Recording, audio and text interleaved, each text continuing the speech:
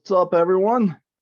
Welcome to potentially the last podcast of the season since we're going to be pretty crazy busy over the next few weeks. Maybe not the Mm, last. I so we're obviously going to be in Green Bay next week for the Bears game. Woo, woo. That'll be wonderful. Then the week after that, Baltimore. I'm unfortunately going to be on a flight while the game's happening. Week after that is Christmas Day against the Browns. Probably not going to do one then. I do think we'll probably make one work for the Vikings. I think that's January 2nd. Yeah, And that should probably be a big game for us. So yeah, could have Vikings, and some. then I was going to say we could have had the thrill of the final game of the year being the Lions and trying to make them winless yet again, but they pulled out the dub today against the Vikings, They last did. second touchdown pass.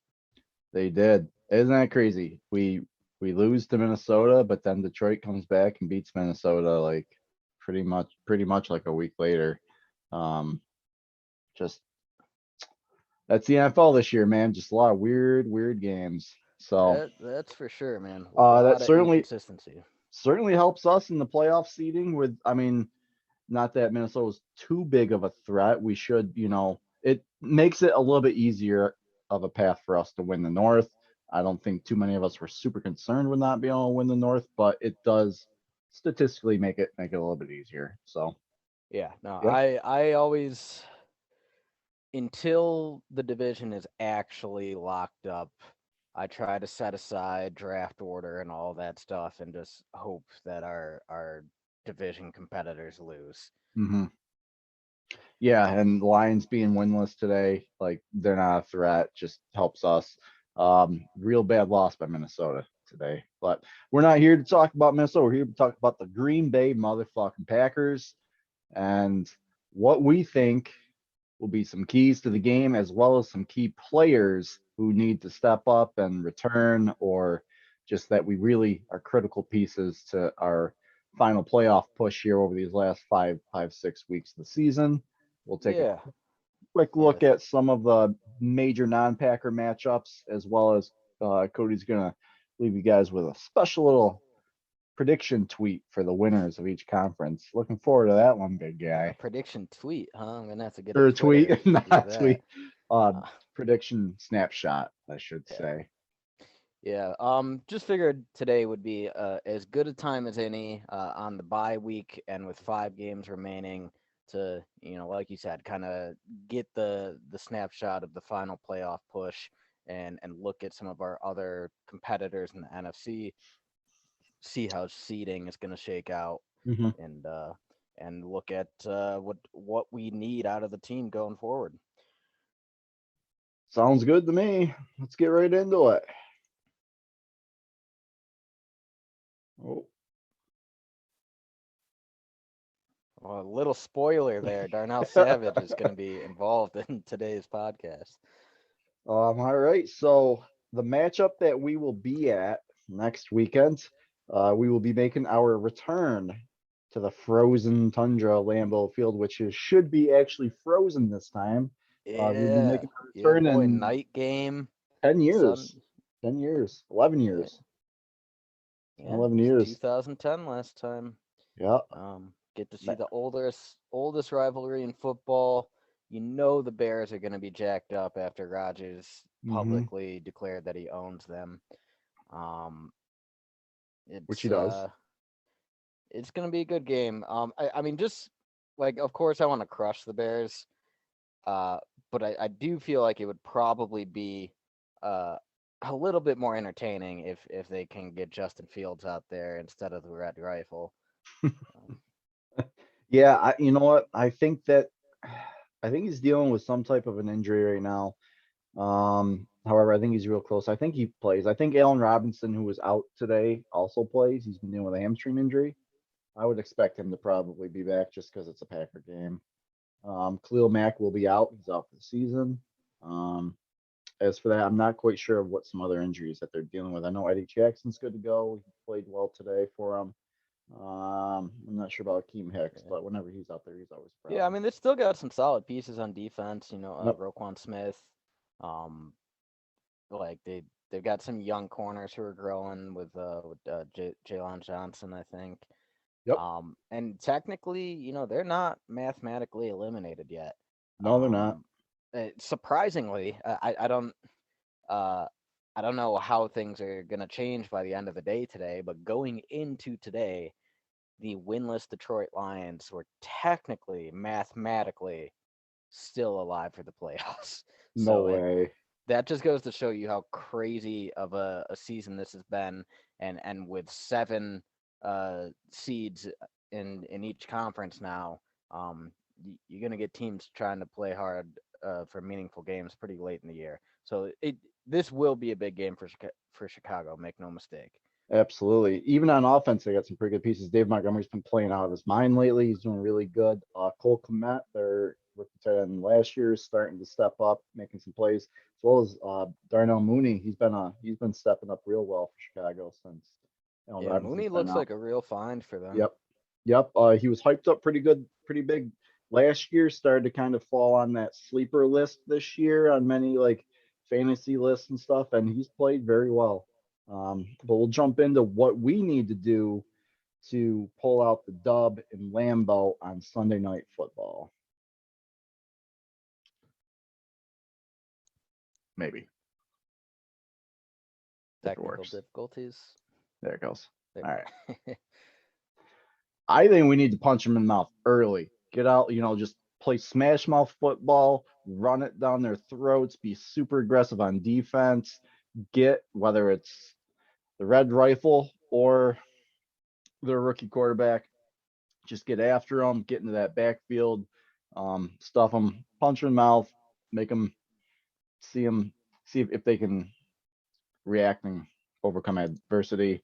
I also think we need to continue getting pressure with our front four, not your, with our front four, and be opportunistic on the back end. That seems to be our formula this year, and it's been working well. I think if we can do that and we can keep our secondary in the backfield, we'll be pretty good for getting some turnovers, as well as staying committed to the run game. Even if we get up to I don't know, I just feel like it's one of them games where AJ Dillon needs to kind of pound the rock early, sprinkle in some Aaron Jones too. I would love to see them split carries like 50-50 push, like 10 to at least 10 carries for each. Hopefully both can end around 15 carries, I think, in this game and I think they'll really open up the pass for Aaron Rodgers once we get down into the red zone, as well as maybe we'll get a deep shot or two throughout the game. I do expect Rodgers to have a really good game, but I would like to see us stay committed to the run game. Yeah, I mean, definitely December football at Lambeau. You want to see commitment to the run game, but I do believe this will be an opportunity for Aaron Rodgers and Devontae Adams to really light it up. Um, Yeah. so, uh, kind of your keys focus a lot on the offense. Well, you do have get pressure with the front four there, but taking a look at the Chicago offense, um, yes, they have Allen Robinson and Darnell Mooney, right? Darnell. Yeah, Darnell. Okay, yeah. So I mean, they've got some pieces in their skill position players, but whether it's Fields or Dalton, their pass game doesn't scare me. So if you can take away David Montgomery, who's really probably their best, like the key to their offense right now, it's going to be a long game for them, and their quarterback's going to start chucking up turnovers. We're undefeated when we have a turnover or when we win the turnover battle this season. Mm-hmm. Oh, come on. There it goes.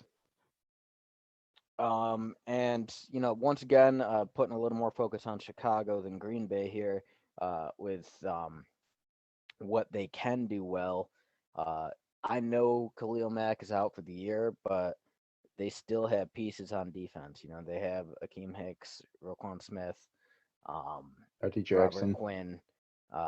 Like they could still get some pressure on our young offensive line.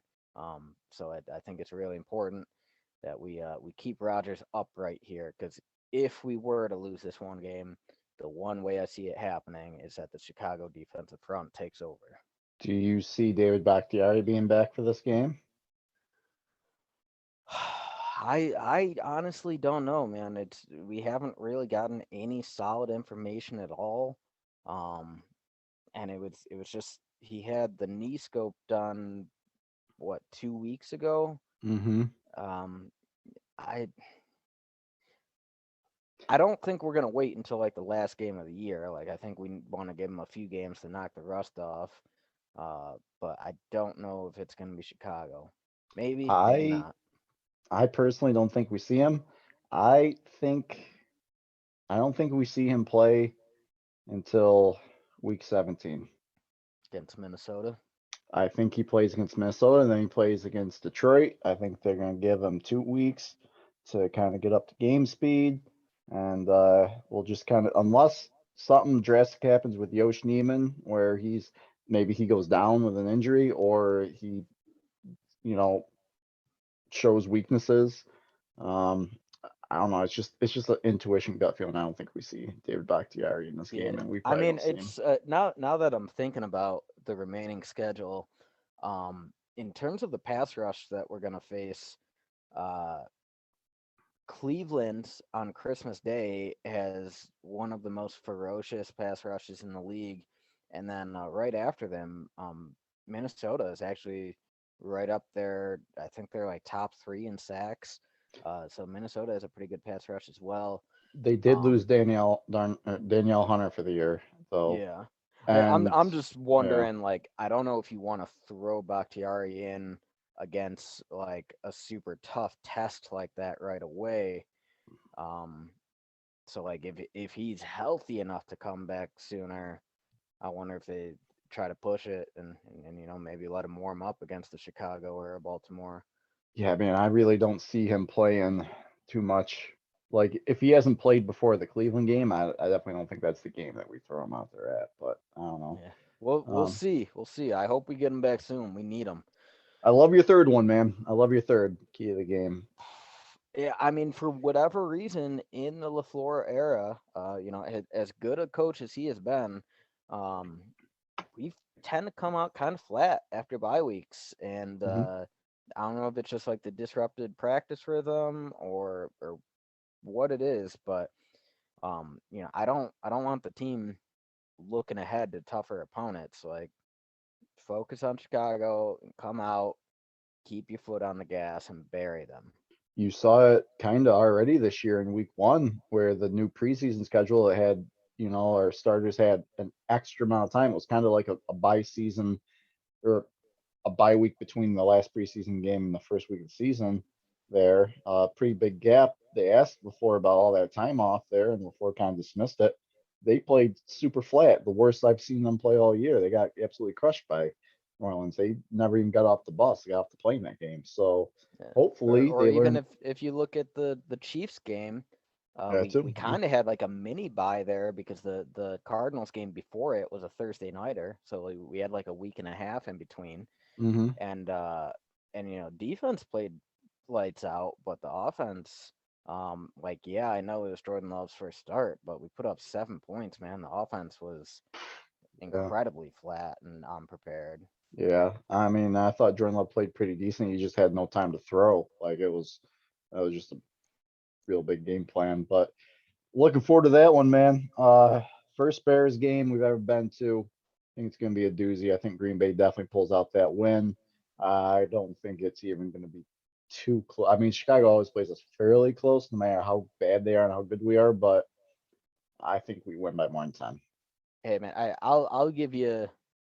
I'll throw out a bold prediction right now for the final 5 games here. I know we didn't necessarily do bold predictions, but I'm gonna go real bold here. Devontae Adams needs 3 touchdown receptions to officially pass Jordy Nelson for number 2 all time on the Packers receiving list. I think Devontae Adams gets 3 touchdown catches against the Bears in a big offensive performance. I'm thinking we put up over 40.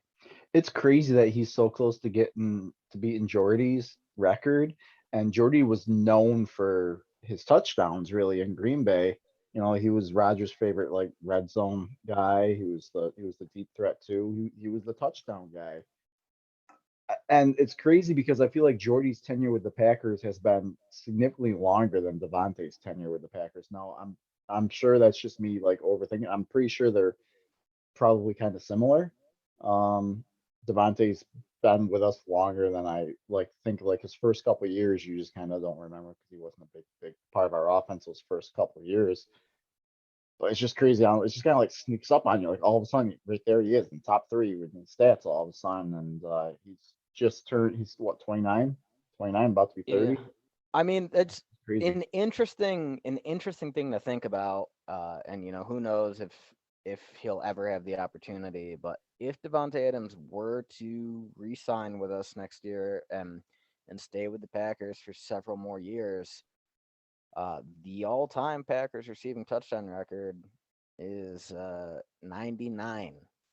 Don Hudson, he's number one. Um, I feel like that. I mean, Devontae would essentially have to put up 30 more touchdowns. I think he could do that if he played 3 or 4 more years. Yeah, that's about 10 on average. He's had a really down year this year. He's at what, like 4 or 5 touchdowns on Five, the I year? think. 5, yeah. He was at 3, but then he caught a couple there last week. So yeah, he could do it. I think 4 years he could probably do that. I think whether it's with Rodgers or Love, Yeah. I think you do it with either of them. So we'll move on, I suppose, if it's all right with you. We'll go to the Week 14 game, Green Bay at Baltimore. Arguably the toughest matchup I think we have left on our schedule this year. Yeah. Yeah, I would absolutely agree with that. And actually later on in the podcast when we get to highlighting some of the important non-Packers games that are left on the schedule just in terms of seeding. Uh, if I put this game up against those other games, um, I think we have this is probably like the toughest remaining game of anyone that's vying for the number one seed in the NFC. Yeah. Um, I mean, you're looking at potential Super Bowl matchup here. Yeah. Um, Baltimore to me is kind of the AFC equivalent of what Green Bay is to the NFC. They're always seem to be good every year. John Harbaugh is a great coach, get those boys ready to play. They draft well, they draft and develop, they re-sign their own guys, they make the playoffs just virtually every single year. The only difference is that I think they've done a much better job on their defense over the years drafting, whereas we've done a better job on our offense. But they struck gold with Lamar Jackson, and their young receivers are starting to play really well, including a receiver named Rashad Bateman playing really well lately, getting better each week. I was gushing over this guy in our draft video. Like You I were. absolutely You loved were. his college tape.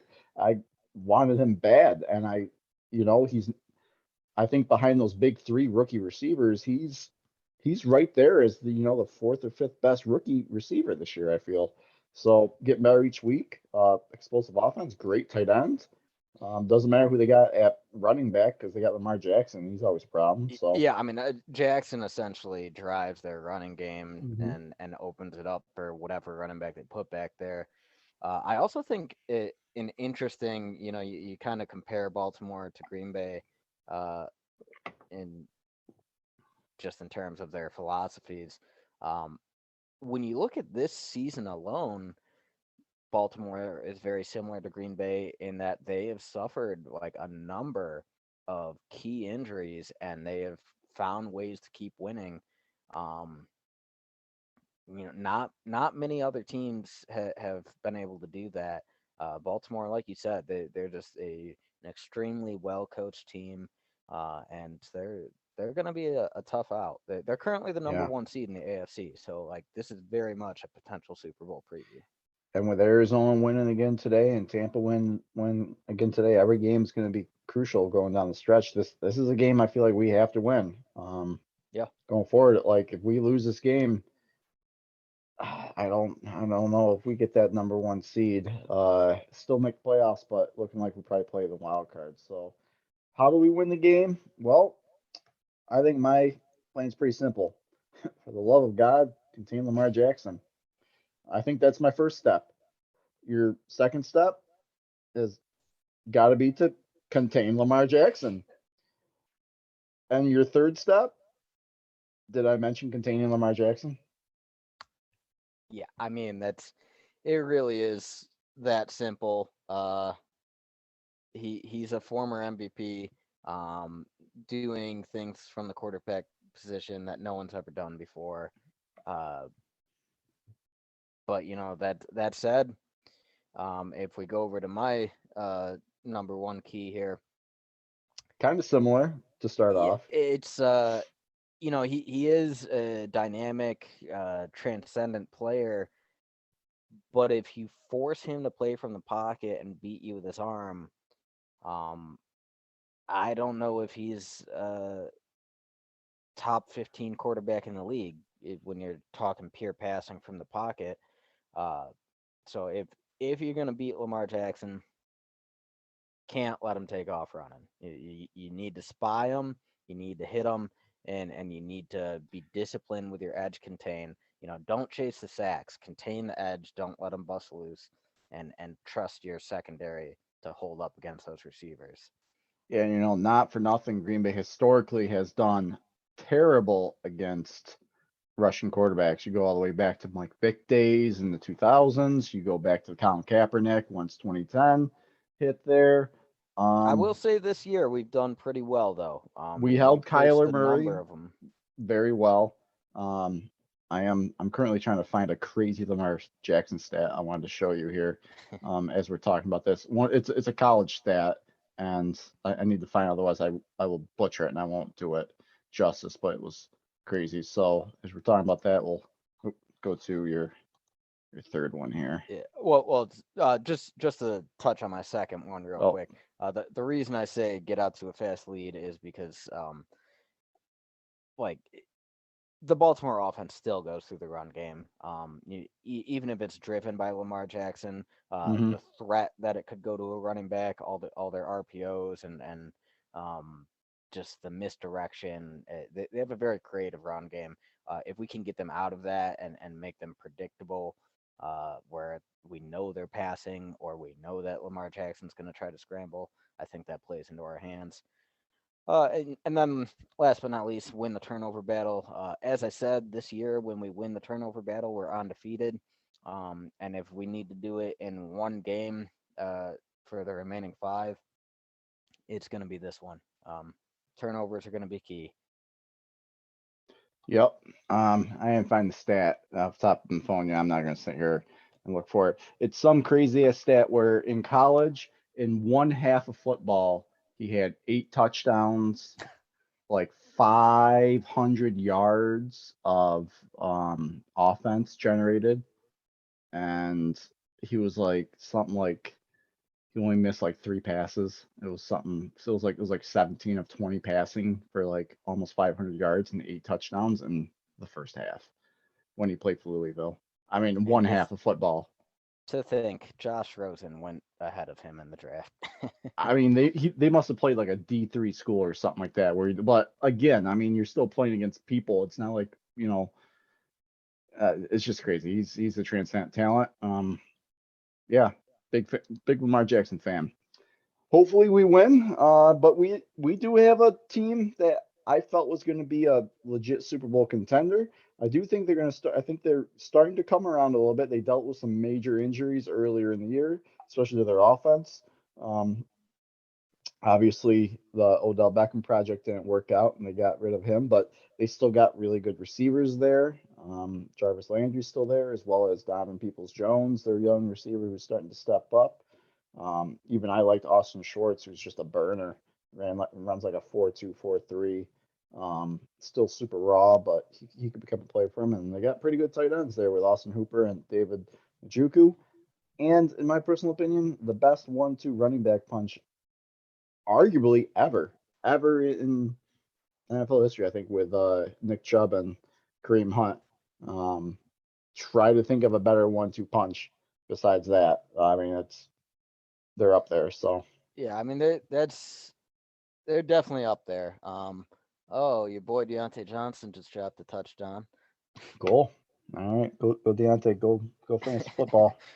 uh, yeah, their running game is really elite. And when you're thinking a Christmas Day game, probably gonna have some snow, probably gonna be cold. Run game super important. So this when I first looked at this matchup, it had me a little concerned.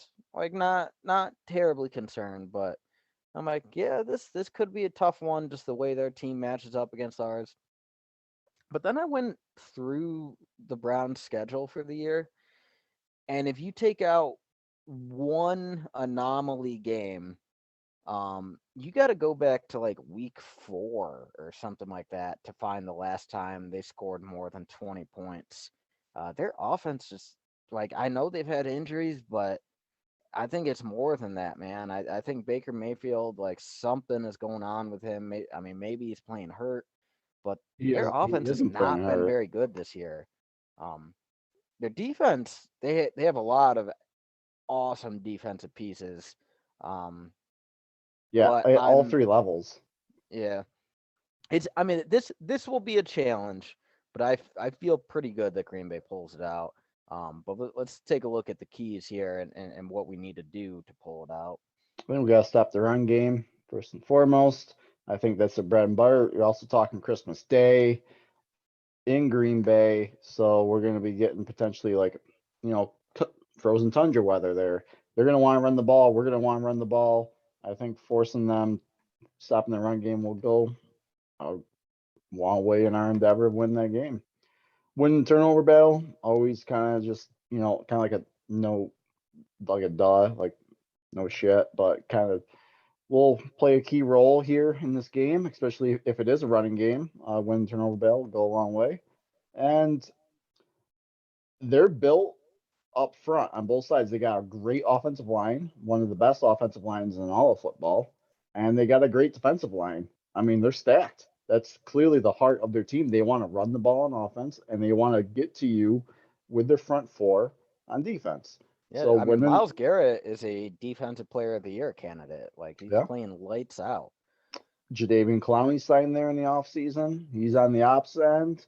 Uh, our bookend tackles are going to have their work cut out for them. Yeah. Add And in it's that. not Go it's ahead. not easy to pass against them either. They got No. Denzel Ward in the secondary, Hmm. Greedy Williams. Hmm. In the first round, they drafted Greg Newsome, who a lot of Packers fans wanted. And Three then stud corners, man. they went out and in free agency, they signed some starting safeties from the Rams, John Johnson the third. Hmm. Um, Actually, I think Great. they also just signed Troy Hill, the cornerback. They really loaded up their secondary this offseason. Yeah, and throw in that stud inside linebacker there they got with was it Cormora or Oh Cor yeah, yep. yeah. Jeremiah Osu or Yeah. Kamari. Yeah. Hey, he's already winning like in that running. He's arguably like a Pro Bowl inside linebacker already. He's putting up those types of stats, and Dude, his tape playing great. was phenomenal. Like I really wanted him in the draft and just couldn't believe we just he just dropped so deep into the second. He fell deep in second, and he's playing lights out, for him. I mean, making a lot of teams pay, man. Looks silly.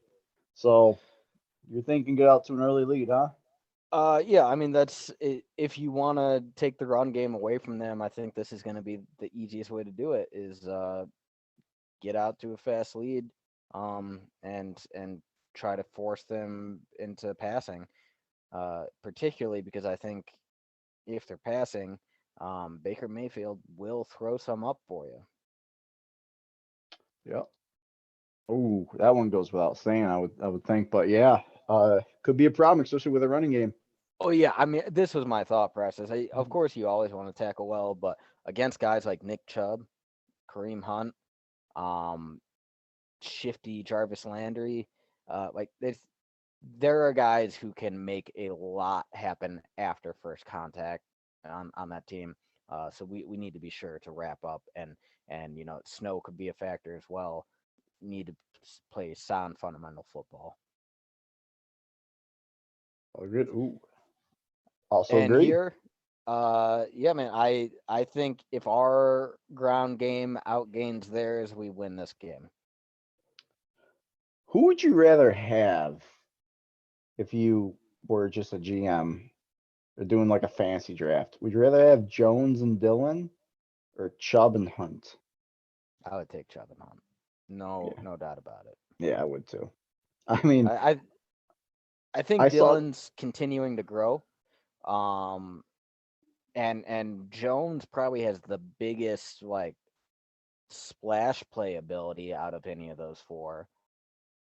So it's a pretty good combo. But dude, like just the consistency of Mhm. Chubb and Hunt when they're healthy, I man, mean, Kareem it, Hunt was a feature RB1 back, like a three down running back when he was with Pro KC. Bowl, Pro Yeah, Bowl. he was amazing, and he's basically their third down back, kind of plays second field. They use him as a wide receiver. They do split him out a lot. I mean, they put them both on the field and utilize them well. I saw some crazy stat after like 6 weeks into the season where uh they looked at league leaders in broken tackles, and then like yards after contact. Hunt and Chubb were 1 and 2 in that category, despite being on the same team. The crazy stat, man. So The- they're Chubb really good. Chubb just has such a violent running style. It really Yeah. reminds me of Adrian Peterson. Yeah. Same. Well, we'll go back real quick. Do we win this game on Christmas Day? Do we have some Christmas Day celebration joy? I I think we pull out the Christmas victory. I think they're going to play us well. I think when teams see Green Bay on the schedule, they always want to, bring their best, and they always seem to bring their best games. I think it's going to be a close game, um, but I do think we pull out the win on that. Week 17. This would have been our last game of the year if it was a year ago, but this is second to last game now with the new format. And boy, what a big game this is. Revenge game for the Packers potentially here. This time Minnesota's coming to Green Bay. Adam Thielen did get hurt today. I don't know the severity of the I injury. read it was just a sprained ankle. I will see him again. We'll see, but if it's a high ankle sprain, then he might be missing some time potentially, but we'll see what it is. I mean, regardless, it was Justin Jefferson who just absolutely torched us a couple weeks ago. I'm more concerned about him than Thielen. Had another great game today, man. Almost 200 yards, almost 200 yards receiving, I think today. He's the real deal, man. Real deal. Just So what imagine if we could have got him, man. we Just wanted him trade bad. an extra fourth or something to move up a little more. I think that's where it's at. Like if you identify a guy that you want, and Goots even said this before in the interviews when he was talking about Amari Rodgers. They're like when he was talking to his scouts, like fielding trade offers to go up and get Amari, and then he was telling that story about Ted Thompson and Clay Matthews about, well, what do you want to move up to get him? Like fourth round pick, third round pick, and he's like, you guys don't understand. I want the player. Like I don't care. Like whatever it takes. I think if that should have been the mentality I Yeah, mean, who did we even take in the second round that year of the draft or the third? that was I AJ know. Dillon, Okay, what about the third then? Tagora. Degora? Fuck it. Trade Yeah, that third round pick. I We would could much move up. rather have Justin Jefferson on this Yeah. roster right now. Okay, yeah. First and third definitely would have been able to move up what, like 6, 7 spots for sure. Yeah. Anyway, so what do we got to do to beat the Justin Jefferson led Minnesota Vikings? I think we need to execute in the red zone, something we did not fucking do in the first game. I We like that settled for one. field goal kicks. We did not execute well. We moved the ball extremely well, but again, our offense became fucking super inept once we got to the red zone. We left way too many points on the board.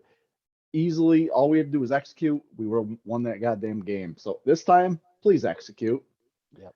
Dominate in all three phases of the game. Something we also didn't do in the last game. Missed field goal Offense, is the difference. missed field goals. Offense not executing. Defense played decently well for the most part, but did give up some big plays here and there. Oh, hey, man, let's not cut them too much slack. They give up 34 points. I wouldn't really call that decent. We just need to dominate in all three phases this time. Plus, you're 2 weeks away from the playoffs. We should be playing red hot at this point.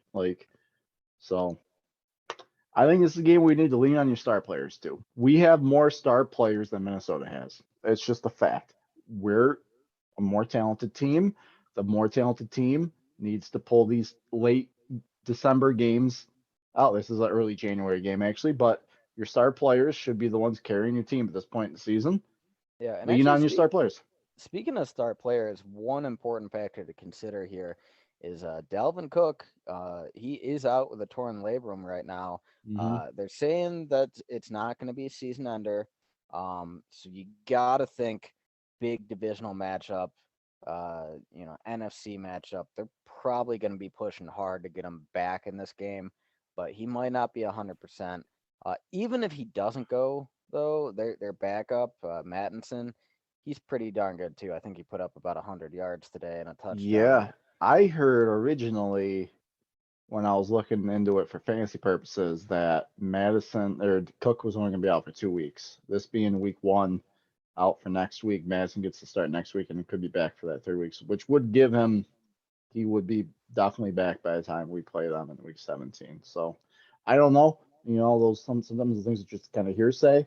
They thought Kyler Murray was going to be out for just 1 week, and he's been out for like 4 weeks. So They do have a lot of stars though. They got Justin Jefferson, Delvin Cook, Adam Thielen. I'll call Kirk Cousins a star. He's playing like one this year. yeah. Um, but we Um, got Aaron Rodgers, Devontae Adams, Aaron Jones. I think AJ Dillon could be a star. And I Bakhtiari think back by then. I Hopefully, think the real hopefully. difference really is when you go over to our defensive side. I think that traditionally Minnesota's had more defensive stars.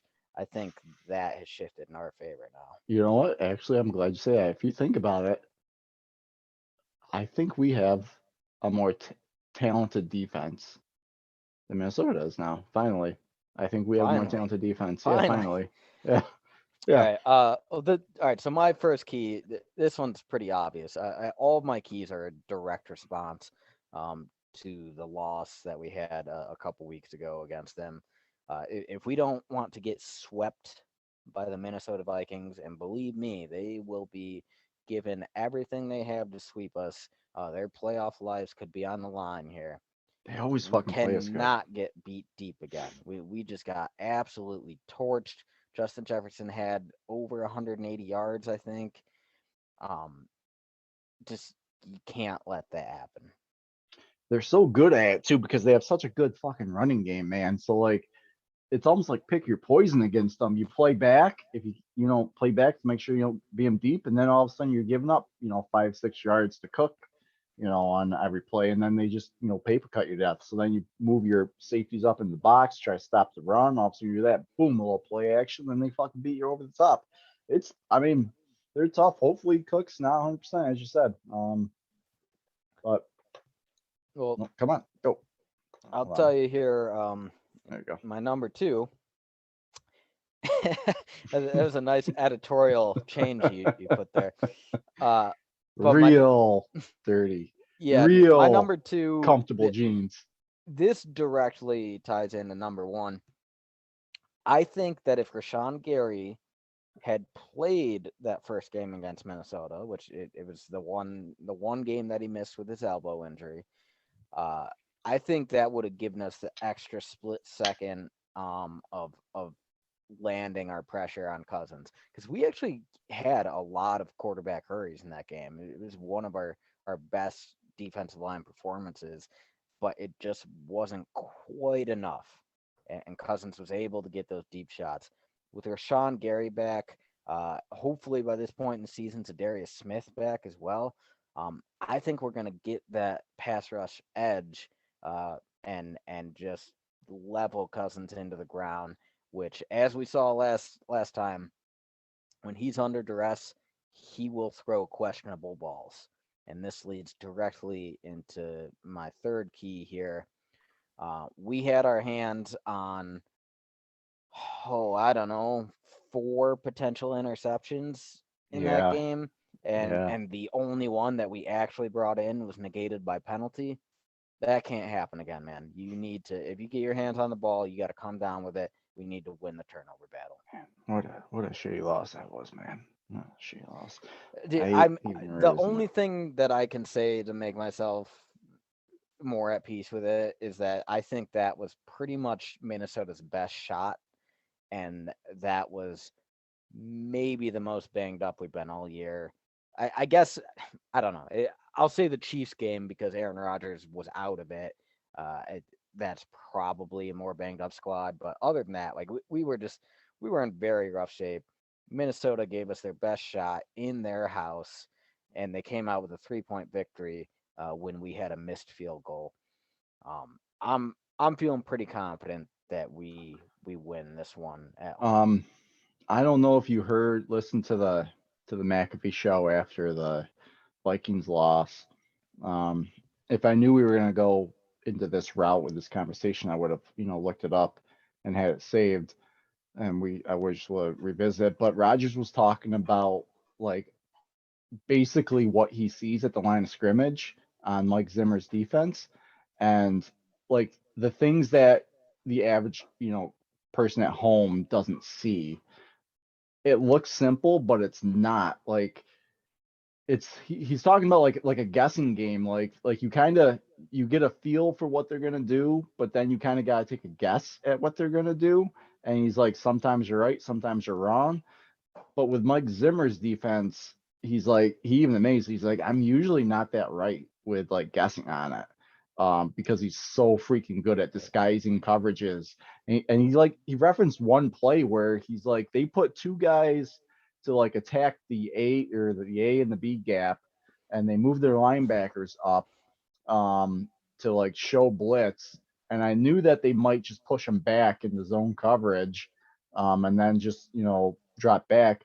But what they did was they dropped their linebackers back, and then they had their like defensive ends do like a stunt, both of them, and then they curled around and hit the A and B gap. He basically means like, I've never fucking seen anything like that my whole life. He's like, I've been playing this game for like 18 years and I've never fucking seen that. And I'm just like in that moment, I'm like, I realize why Rodgers gives so much praise to Mike Zimmer. Because Rodgers really respects Zimmer as a yeah, coach. like Mike Zimmer knows how to fucking construct a defense, man.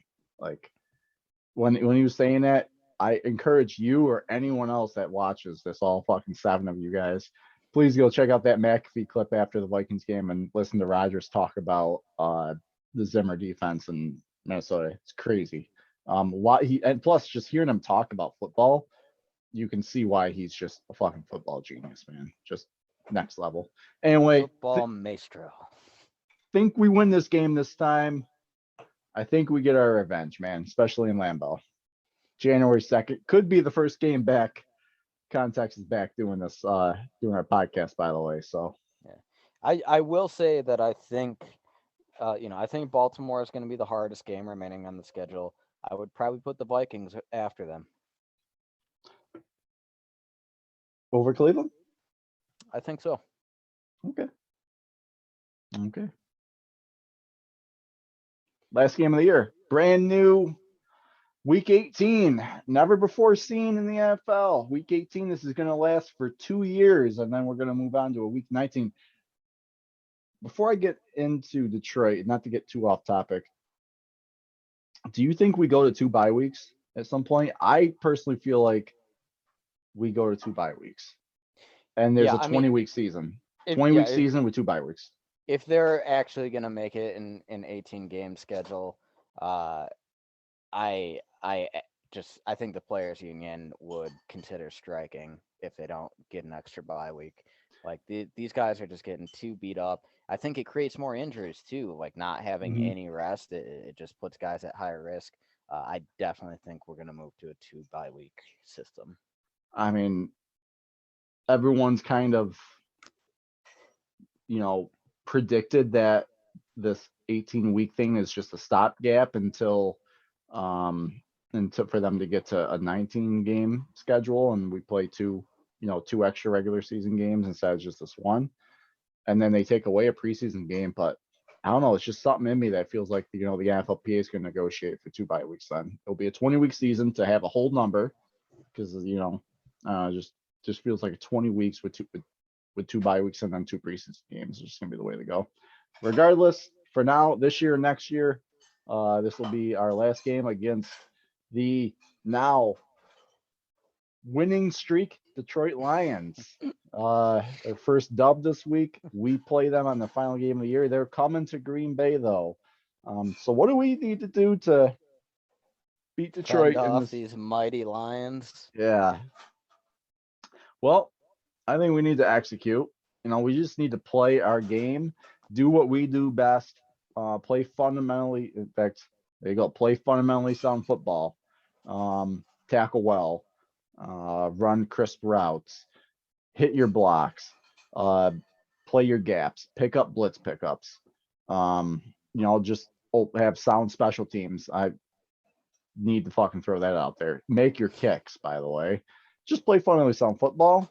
And I think if you do that on top of dominating in all 3 phases of the ball, I think I think Detroit's the perfect team for us to go up against in the last game of the season for us to just go into the playoffs just fucking red hot.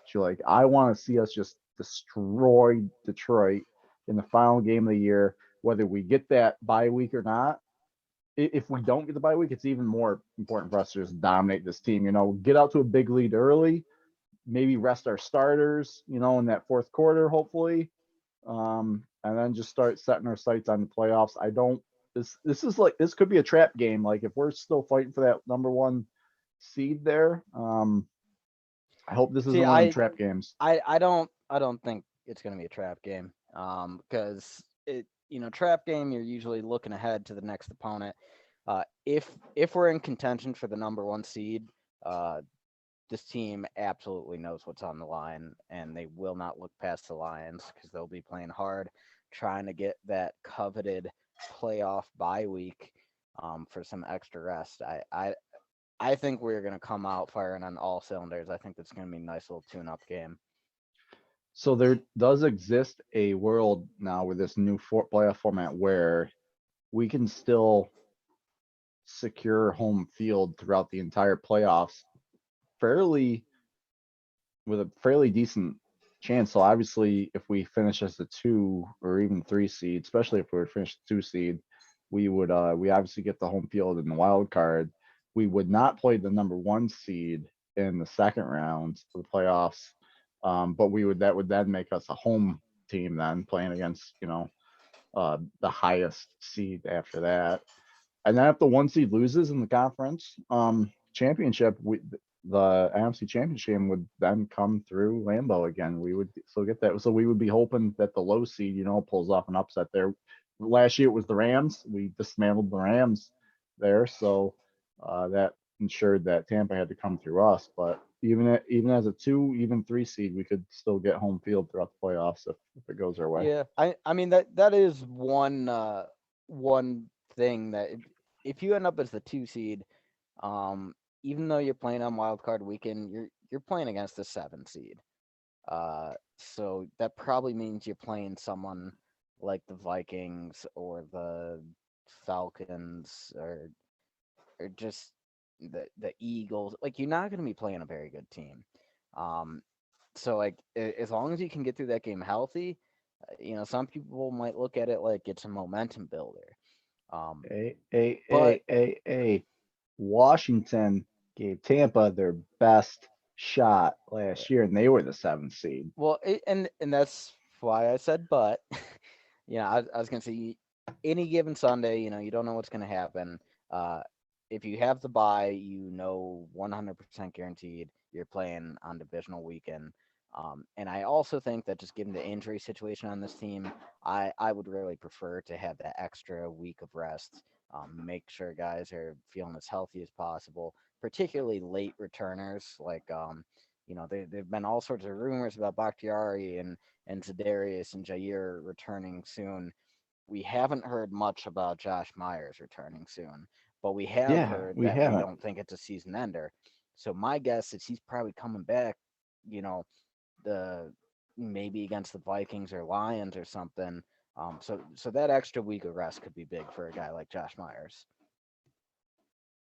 Yeah, I think it's funny. We really haven't heard too much about Josh Myers, at all. And being a rookie, it's imperative to get that playing experience in your rookie year. So hopefully he comes back sooner rather than later, because we're pretty beat up on that offensive line. We need all the help we can get. Yeah. With that being said, we got hopefully players coming back that we'll talk about here in just a little bit when we go through our 10 key players. But if we can get, I mean, we're 9-3 right now. We're second in the NFC. We've lost some games that we should have won. And we've done all this with 3 all-pro players on IR. And 2 of them are potentially coming back this year. So Yeah, I'm sorry. I'm just oh, talking about our record and our seeding right now. I'm still pissed off that if Rodgers had just been vaccinated, he could have played in the Kansas City game. We would have won that game. Rodgers would have put up more than 7 points. But whatever. Water under the bridge. We we just got to win out, baby. Just win. yeah, we still got a pretty good chance. All we need is Arizona to lose 1 game the rest of the year, and we can, as long as we win out, we do not control our own destiny at this point, unfortunately for the 1 seed, but we can control our own games going forward. So, Yeah, so we let's finish up with this Lions game, and then oh, we can get to those other the destiny that we need to be watching. Okay, so protect Rodgers. That's if there's one thing the Lions can do well, it's they're trying to build through the trenches, and yep, that's probably their most talented part of their team right now is both their lines. So just you know, protect don't them. let their lines take over, and make sure you keep Rodgers upright. You don't want to suffer an injury in the final game of the year. Should be a game that Bakhtiari is definitely backed by, as well as hopefully Josh Myers. So hopefully we got some legit reinforcements. And Elton Jenkins, the only play that we're actually missing on the line at that point. He's a Hopefully. hell of a loss though. Yep. Do you Um, think Lucas Patrick moves to left guard, by the way? Or do when we? Myers comes back, Yeah. no, I think Runyon keeps left guard. I think Runyon's played pretty well. If Patrick moves, I think he probably moves over to right guard and kicks Newman out, or potentially, and I'll talk about this more when we get to our key players. Depending how Yosh Nijman holds up while we're waiting for Bakhtiari to return, I could see a world where we put Nijman out at right tackle and bump Billy Turner into right guard, trying to put our best 5 on the field. Okay. I think that we move Patrick to left guard. I don't think we All right, do well, anything we'll with discuss this Yoshijima. more coming up because that's an interesting conversation. I'm surprised you Oh, think I left like your guard instead of 2. right guard. Yeah, I mean this one's just like, come on, man. Like, even if you're playing for the 1 seed, I don't want to see us putting questionable guys out there. Health is more important at this point. Just don't let the Lions bite your kneecaps. If we don't have any chance of getting the 1 seed at this point, do we play our starters in this game? I think so, because the way that if you look at the NFC right now, um, it's about more than the 1 seed. Like we could very easily drop to the 3 or even the 4. I think it's really important that we win out. Okay. Just throw it out there. All right, and this one, I mean, I know you don't want to like disrespect your opponents and overlook them any given Sunday, all that crap. But they're the Lions, man. If we don't see Jordan Love play in this game, something has gone horribly wrong. Well, you said get a nice fourth quarter look for Jordan Love. Like, what the fuck are we gonna do with 1 quarter of Jordan Love looking? Like, it ain't really gonna matter for Aaron Rodgers. Like, what decision we make, whether he has a great quarter or a bad quarter. I think it does absolutely nothing when it comes to Rodgers' future. But are you talking more of just in the fact that for number 2, like get out of the game injury free type thing? Well, so I'm looking at it a bit differently than just injury wise. I agree that Gutekunst is not going to make any monumental franchise decision based off a quarter of play against the Lions. Um, but I do think there's something to be gained by seeing how Jordan Love, like, all right, so he's had one entire game to start in the regular season now. He didn't look very good. How is he going to respond? I think seeing his response could give us a little bit of value, and more so for him than the franchise. Like, I think if he can come out and get a bit of a confidence builder rather than going into the offseason thinking like, wow, I had my shot and I stunk and lost us a game. Um, I think there's some value to getting Jordan Love out there on the field again this year. Yeah, I think anytime we get that young man out there get some valuable playing experience, it's not a bad thing, man. Look at that, it's not a bad thing. Well, those are our keys to the game for the next 5-6 weeks here. So Um, I just want to double check and verify. Do we both have us predicting that we win all five? I would have to go through and check our early season predictions, but if Well, no, I'm we, I'm saying right now. Right uh, now, like throw out the early season stuff. yeah, I think we are getting potentially two all pros back. I think we're already a really good team.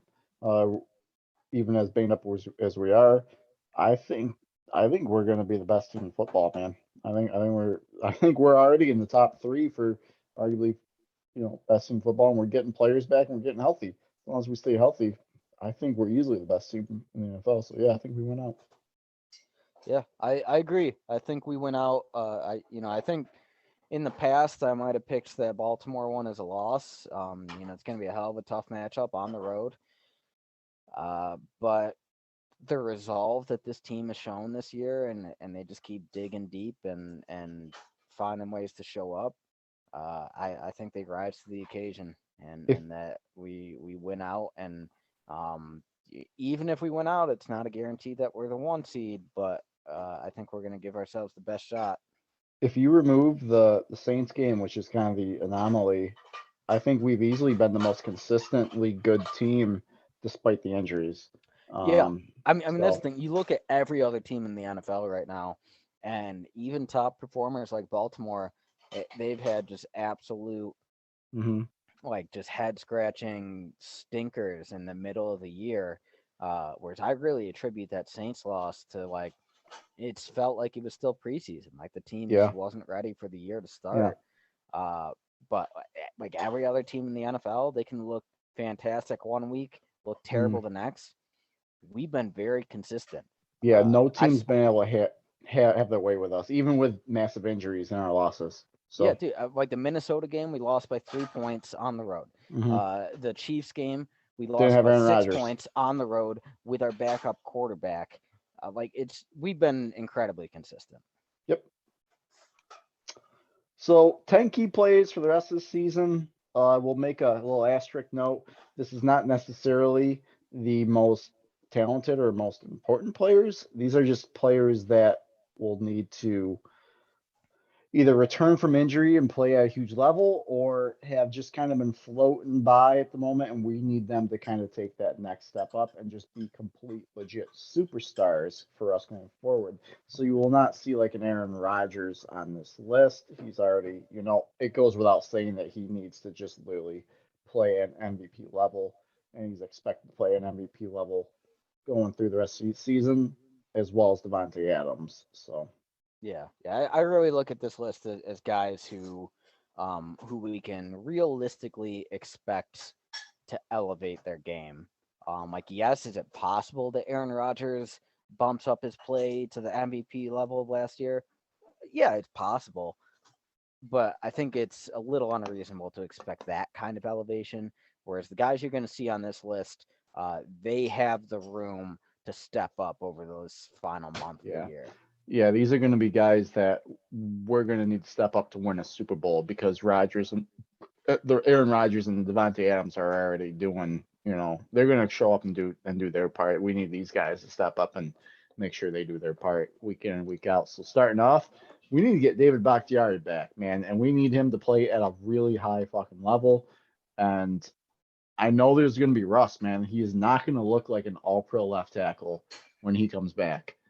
Hopefully, by the time playoffs comes, if he's able to come back by the playoffs, which again, that's not even a guarantee, we need him to be playing at a pretty high level, man. And he's not going to have a lot of time to get ready to play at a high level.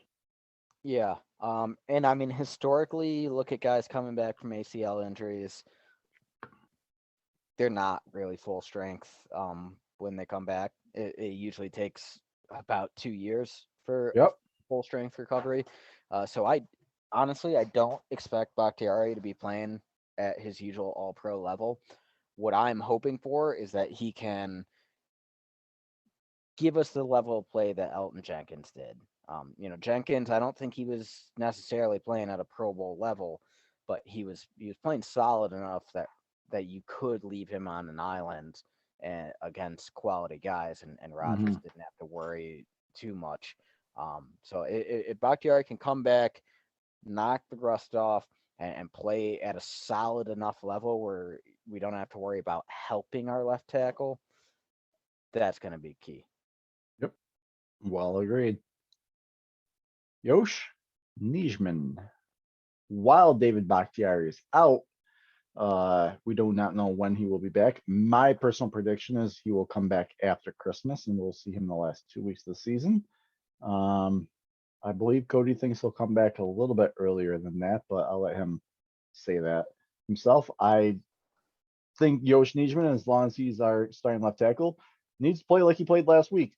It's kind of, lack of a better term, it's really fucking crazy that we're down to our third left tackle and he played as well as he has when he's been asked to come in and step in.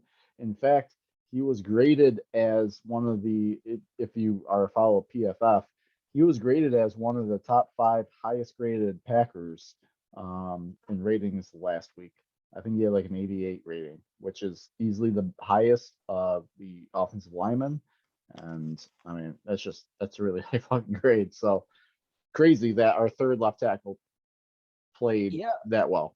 dude. I mean, we're finally seeing it. Like he's barely played any snaps on offense the prior 2 years, but we made an effort to keep him on the 53-man roster. Like we didn't want him getting away from us, and now we're seeing why. We knew he was a project when we picked him up as an undrafted free agent, and he's a very small sample size so far, but he's kind of proven himself. And one of the reasons I put him as a key here is depending on how he plays, um, while we're waiting for Bakhtiari to return. Like if he really shows out and continues to show that he can play on an island, I could see us trying to move him to right tackle for two reasons. One, that would allow us to bump Billy Turner into right guard, which gets Royce Newman off the field. And Royce Newman, hands down, has been our worst offensive lineman all year long. Is the sooner we can get Newman out of the lineup, the better. I don't like. I'm not saying Newman's a terrible player. Like I actually think he has a future with the Packers, but he's a rookie. He's had rookie struggles. He's hitting the rookie wall. Um, I'd rather not rely on him in the playoffs. So if you can put Niesman out at right tackle, bump Turner into right guard, you could potentially have a playoff lineup of Bakhtiari, Runyon, Myers, um, Turner, and Niesman, which that's a pretty solid lineup. And then the second potential advantage of this is looking ahead to the future. Uh, we've talked about it in the past a little bit, the possibility of starting Elton Jenkins at right tackle next year and cutting Billy Turner for the cap savings. Well, Jenkins tore his ACL. We're probably not. He's probably going to start on the PUP. We're probably not going to see him until like November of next year. With that being the case, and the horrible cap situation we're in, I wonder if we want to see Nischman at right tackle and judge whether or not he could be the long-term answer there. So that's my thought on why Nischman is a key here. I do understand the alternative argument that, like, hey, there's no guarantee that Bakhtiari is going to play well or that he doesn't re-injure himself, and like maybe it's better to just keep Nischman as the backup there, practicing as the left tackle every day. But either way, man, Yosh Nijman is going to be super important for us over these next 5 games, if not more. Okay. You know what? This is why I'm sorry. I need to get up real quick. I'm just getting absolutely blasted in the face with sunlight. I see that, and I was gonna make a comment before I made my comment about Yosh, where it's super fucked up that you get that much sunlight there because it's pitch black here in New York. Like it I'm is. 2 hours behind you, bro. I don't know. It's just incredible. It's pitch black. I can't see a goddamn thing out the window right now. So this is what I like about honestly, this is one of the things I love most about debating Packer football with you is we don't always see eye to eye on everything when it comes to do with Packers roster building. I don't think Yosh Nijman moves to right tackle when we with David Bakhtiari gets back. I certainly see the argument there that if you're of the mentality to get your best five out there on the line, which Matt Fleur has said that the best five will play. Um, Absolutely makes sense to try it there. I don't think that happens for the pure fact that um, I remember reading a snippet where Green Bay has never played Yosh Nijman at right tackle, and I don't think Yosh is Elton Jenkins. I mean, those players come and go. I'm like Yosh. They made it pretty clear that Yosh is a left tackle. Um, so I don't think that they try a right tackle experiment in our playoff push here. I think if they do something like that, it's going to come in the off season. I also think that they move Lucas Patrick to left guard if Josh Myers comes back, and All I right, think so I this think they're going this to is roll the with Royce Newman. this There. is the point where I want to have a conversation with you. I can understand not wanting to put Nijman at right tackle because all of a sudden you're moving around multiple guys. You're having Nijman practice at a new position. There's a lot of moving parts. I can get like, hey, you're just going to be the backup left tackle. But you want to replace Runyon over Newman? Yeah. Newman has like just an egregious whiff of a block every single game. Why didn't John Runyon start over Royce Newman at the start of week one then? Newman's better in practice. Runyon's a gamer. Dude, how many times do we call Runyon's name throughout a game? Like he is workmanlike.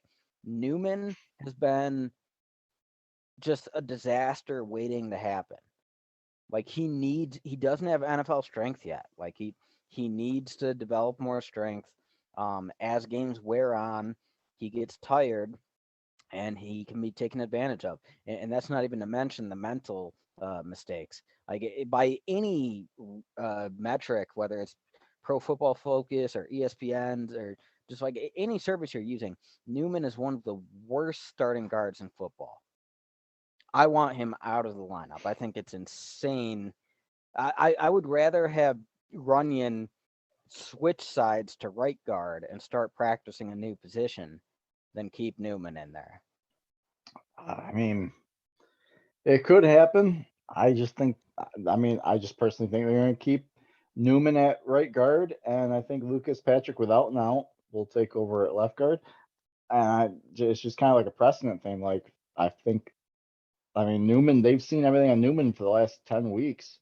They could have made a switch to running at any point when Elton Jenkins was still there. I mean, But the thing is, they wanted to play Jenkins out at left tackle instead of Nijman.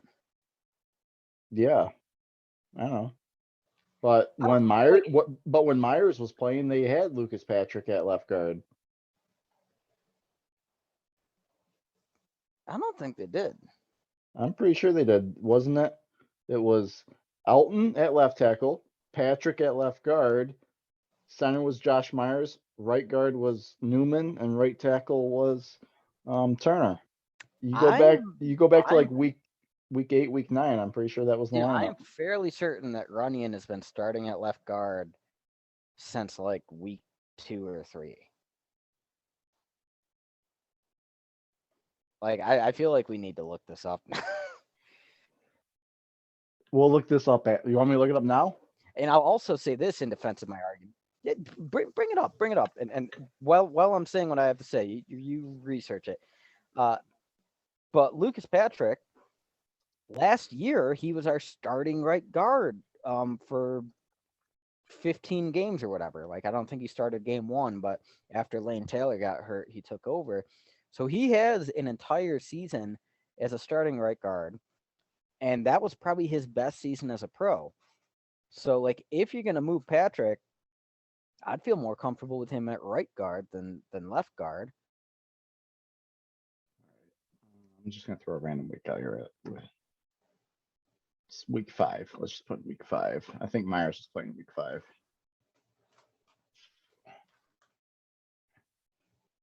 Actually, I think in week 5, Nope. Myers got hurt. Yeah. Okay, let's go week 3. He was hurt in week 5, by the way. Oh, week 5 Packers. All right, Nijman played in week 32. God damn it. Dude, our offensive line has shuffled quite a bit this year. Our Packers. Check like the Kansas City game. What week did we play them? I think that was 8. Or you could do Arizona week 7. I mean, regardless of whatever you find here, you're trying to argue me with that ridiculous ass mustache. Hey, come on, dude, get real. Elton Jenkins not playing week 4 either. All right. Yeah, Jenkins was out for like 3 or 4 games. All right, we'll fucking try week 6 then. God damn it. It's tough to find one. I haven't found a single game where Elton Jenkins has played yet, actually, all the ones I plugged in. Well, he got hurt in week 2, I think. Because week right. 3 against the Niners, that was the first one where Nijman started. All right. So I did week 6, and that was the one where Josh Myers got hurt. He played 4 snaps. So let's try week 7. Well, Patrick would have been at center right after Myers got hurt. So I'm trying to find one where Myers has played. Myers has barely played, man. Well, I can't. Yeah, can't you look at the starting lineup for week 6 when Myers was healthy? Because Jenkins was back in week 6, right? All right, starting lineup.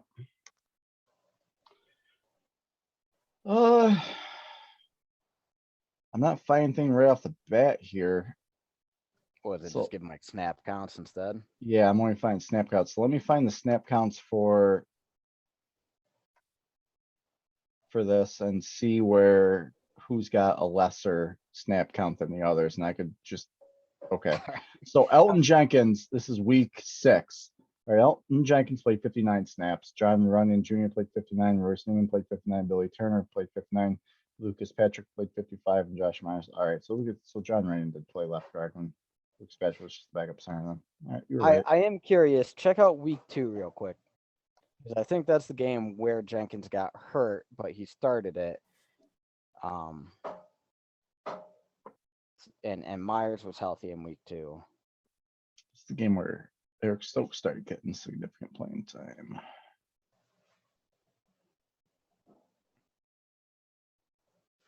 The Packers offensive line saw a change in the starting lineup on Monday as Runyon took over for Lucas Patrick at left guard. So week 1, Lucas Patrick started left guard. Week 2, they switched and John Runyon played left guard. So the starting lineup in week 2 was Jenkins at left tackle, Runyon at left guard, Myers center, Royce Newman right guard, and Billy Turner right tackle. So I guess when Myers comes back, you'll probably see Runyon keep that left guard spot then. Well, that is interesting because at least in week 1, we thought of Patrick as a starting left guard, whereas I would have thought, given his history last year, that he would be a right guard. I could see it going either way, but I think Runyon has played better than Newman in games. Yeah, week 1 we had Lucas Patrick play left guard. Yep. Runyon didn't see a single snap in week 1. So yep. All right. Well, we got a bit sidetracked there. Back to the key players for this playoff push. All right. So Damn it. Jair Alexander. Is it showing up on your end? Did I do it right? Yeah, it's there. Okay. You kind of the feed cut for a second, but you're back. All right. There we go. Hold on. I'm all fucked up. Hold on. You're looking for these snap counts, just Yeah. scrambled your brain. Oh, now my camera's all fucking I like that tilted. Packer stocking you got up on the window there. Ah, thank you. I'm not taking it down to show you. So you like the connection's getting very poor right now. You It's cut out. probably because I was fucking all over with the thing. Is it? Yes, I'm not talking at the moment. All right. All right, I'm looking at Jair Alexander right now. Yep, that's working then. All right. So All Jair's our number 3, I'm thinking. We should both be in agreement on this one going forward. Jair is our best fucking cornerback. He's an all-pro cornerback, arguably the best cornerback in all of football. He's better than Jalen Ramsey, and we absolutely need him back. And I think he is going to play a big role for us going forward. He will be a shutdown corner. I think the biggest concern for him is when he goes to make a tackle with his shoulder. Like, do you go out there and tell him basically to play like Deion Sanders and not make fucking tackles so that he doesn't re-injure that shoulder? 'Cause one good solid shot to the shoulder, he's going to be back on the shelf. And we're not a better football team when he's not on the field, despite how well our secondary has been playing. But at the same time, how do you tell a player as good as Jair not to play the way he wants to play? Yeah, so this is something I've thought about a bit, and given that our secondary has played relatively well with Alexander out, I kind of wonder if we make him an only because you're less likely to make like a big hit when you're doing passing plays. It's more like the running plays or like the short screens and stuff that you might see on a first down, which is exactly the kind of play that he hurt himself on. I wonder if we limit him to like a third down or like a second and long. But I do have some concern there that if you're cycling your corners in and out a lot, receivers to kind of set them up because they're not getting a consistent feel for how the receiver's playing. I don't know. What I can tell you is that I'm going to be holding my breath the first time I see Jair tackle a running back. Same. You know what? I think there's a lot to be said for a strategy of, putting him in there, on obvious passing downs, kind of like what you do with like certain defensive linemen. I've never seen that done before with cornerbacks, though. I'm not sure if you have. I think with corners, it's just like Jair is such a instinctive player. I feel like he needs to get into the flow. Like he needs to get into the zone and be consistent, like make play after play after play. I don't know. I mean, it's not a bad idea. I just don't know if we do that.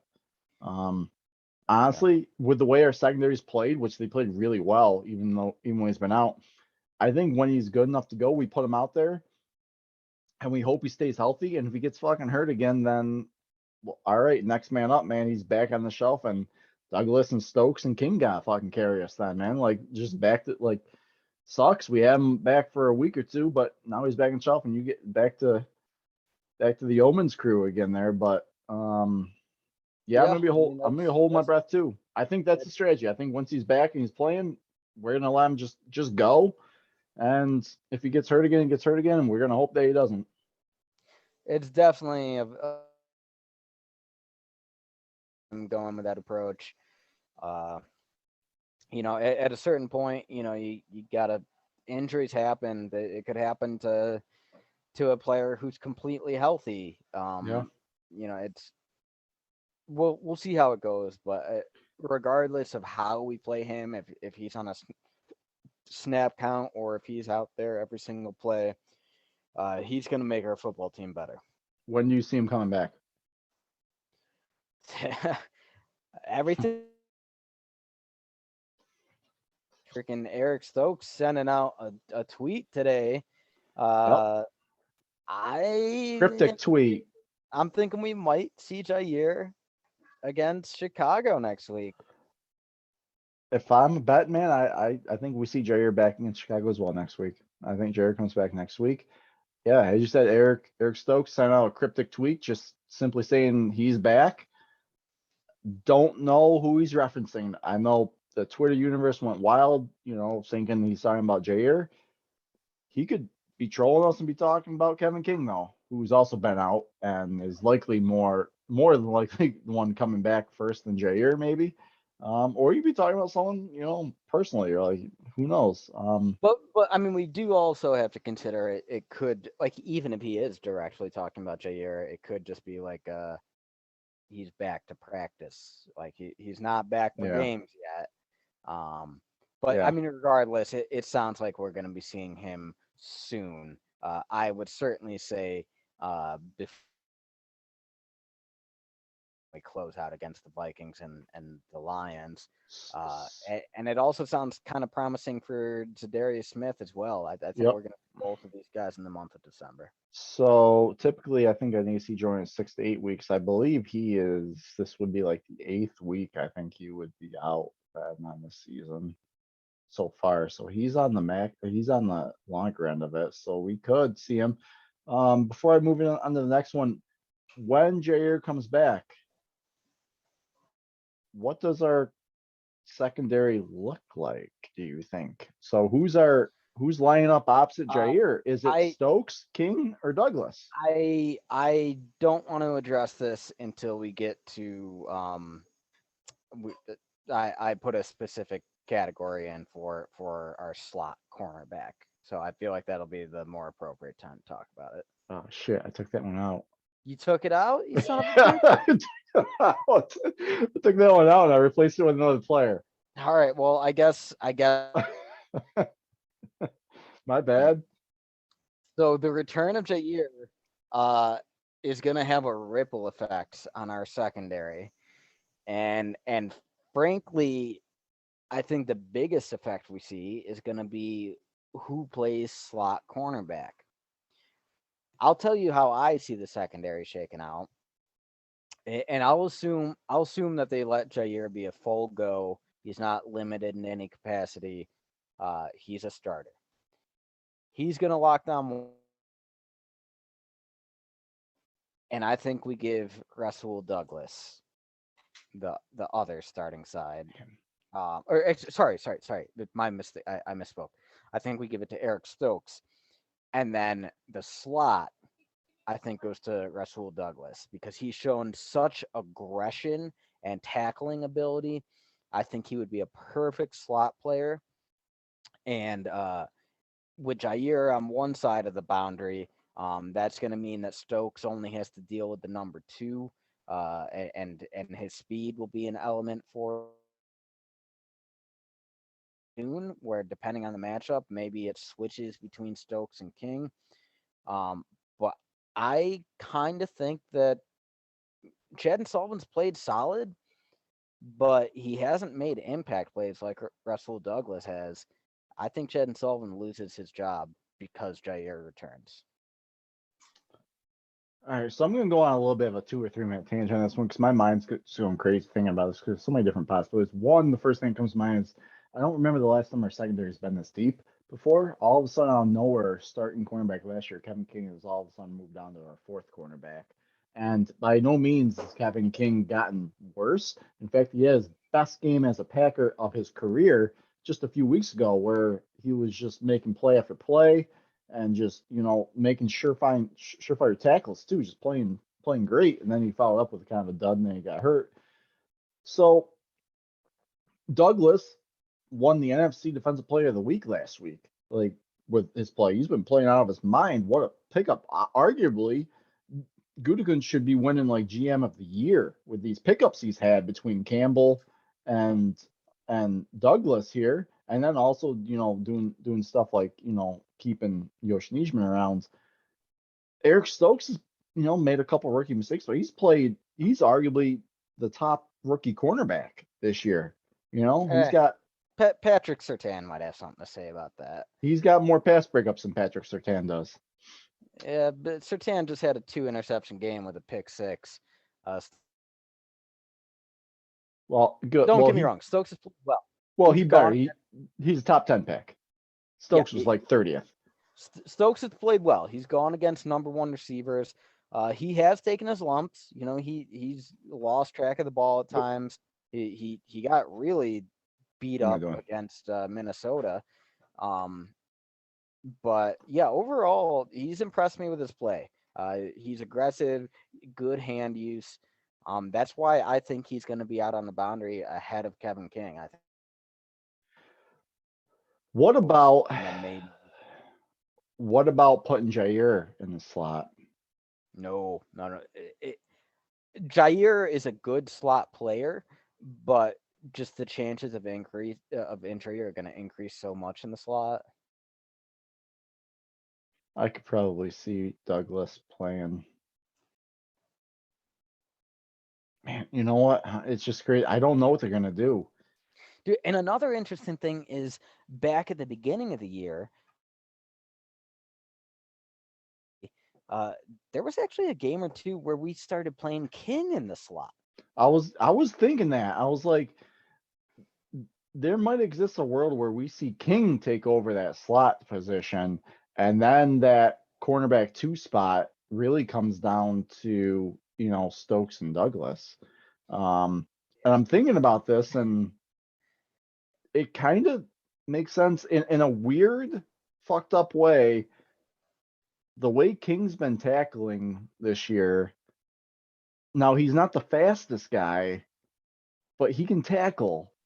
And it's weird saying that because you think of King and you're like, oh, he's made of glass and this and that.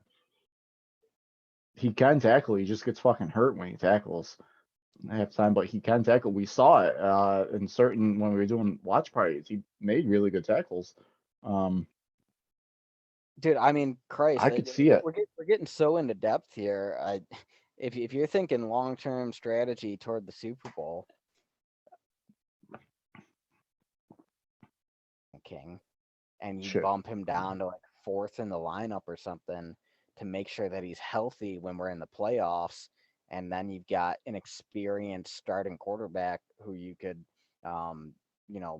bump further up in the lineup, depending on matchups. I mean, I'll say this: like, we've got a ton of depth. We have options. We have different body types, different speed types. I think matchups could play a big role in this. Just the main. Who would have thought that we'd be talking about? And we keep. We keep what? Well, I was just gonna. Sorry, like you've been cutting in and out a lot, so it's hard to tell when you're talking. Hold on, let me open up this door to see if it helps. But I was gonna say, so we just spent a lot of time talking about Rasul Douglas, Kevin King, Eric Stokes. We haven't really talked about Chad Sullivan all that much, which like I said, I do personally, I feel that he gets replaced because I think those other 3 guys have been more impactful than him.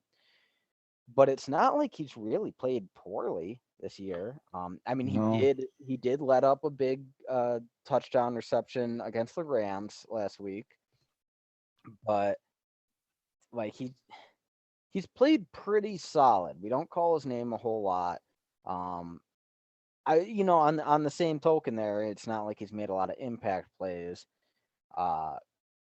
And he did just get absolutely abused by Tom Brady in the playoffs last year. So I do think Sullivan gets replaced, but it wouldn't surprise me if he maintains his starting slot role. Yeah, I was gonna say there exists a world where King and either Douglas or Stokes are just kind of like the next man up reserves. They're kind of just filling in when they can, and we'll kind of go from there. And Chan Sullivan, I mean, he's primarily played that star slot role this year and last year, so he's got the experience there. So We'll move on, I suppose, to a man who's been dealing with a MCL injury the last couple weeks. He did play last week, but obviously he was limited as AJ Dillon got the majority of the carries and looked pretty good doing it. But we need this guy to get healthy. He should be healthy for the stretch run. But he also has not been the explosive runner. Now he's still explosive, but he hasn't made the explosive plays that we've grown accustomed to. Like when's the last time you just saw like a 40, 50 yard just burst through Yeah, the hole to I a mean that's the this thing. year? Like last year, when you look at his stats, he had I want to say he had like a dozen runs over 30 yards. Like Mm-hmm. he had a ton of explosive plays, a handful of which were like big time, like 60, 70-yard runs. Mm-hmm. We haven't seen those this year. And last week when he came back from the MCL injury, um, I just thought he did not look effective. I was surprised we brought him back that early, and I wonder if he needs a little more time to heal. I would rather have an explosive Aaron Jones in the playoffs if it means resting him for a few weeks and letting AJ Dillon carry the load.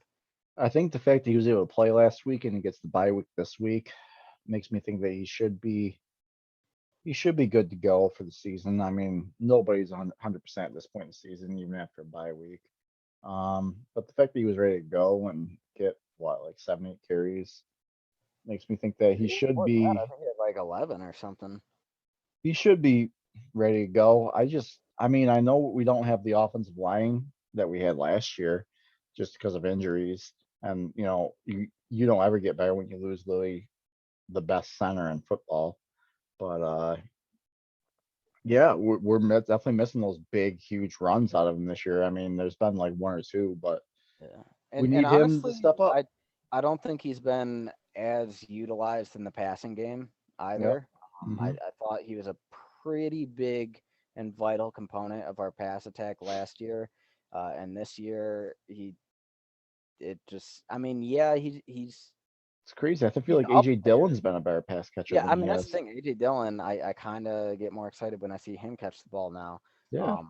I will say Jones. I think it was a Seattle game. He caught a couple excellent screen passes. Yeah. I'd like to see more of that. But I mean, this offense, we all know it. This offense is better when it runs through Aaron Jones Hmm. and when he's playing at his best. So I really hope he can step it up over this final push.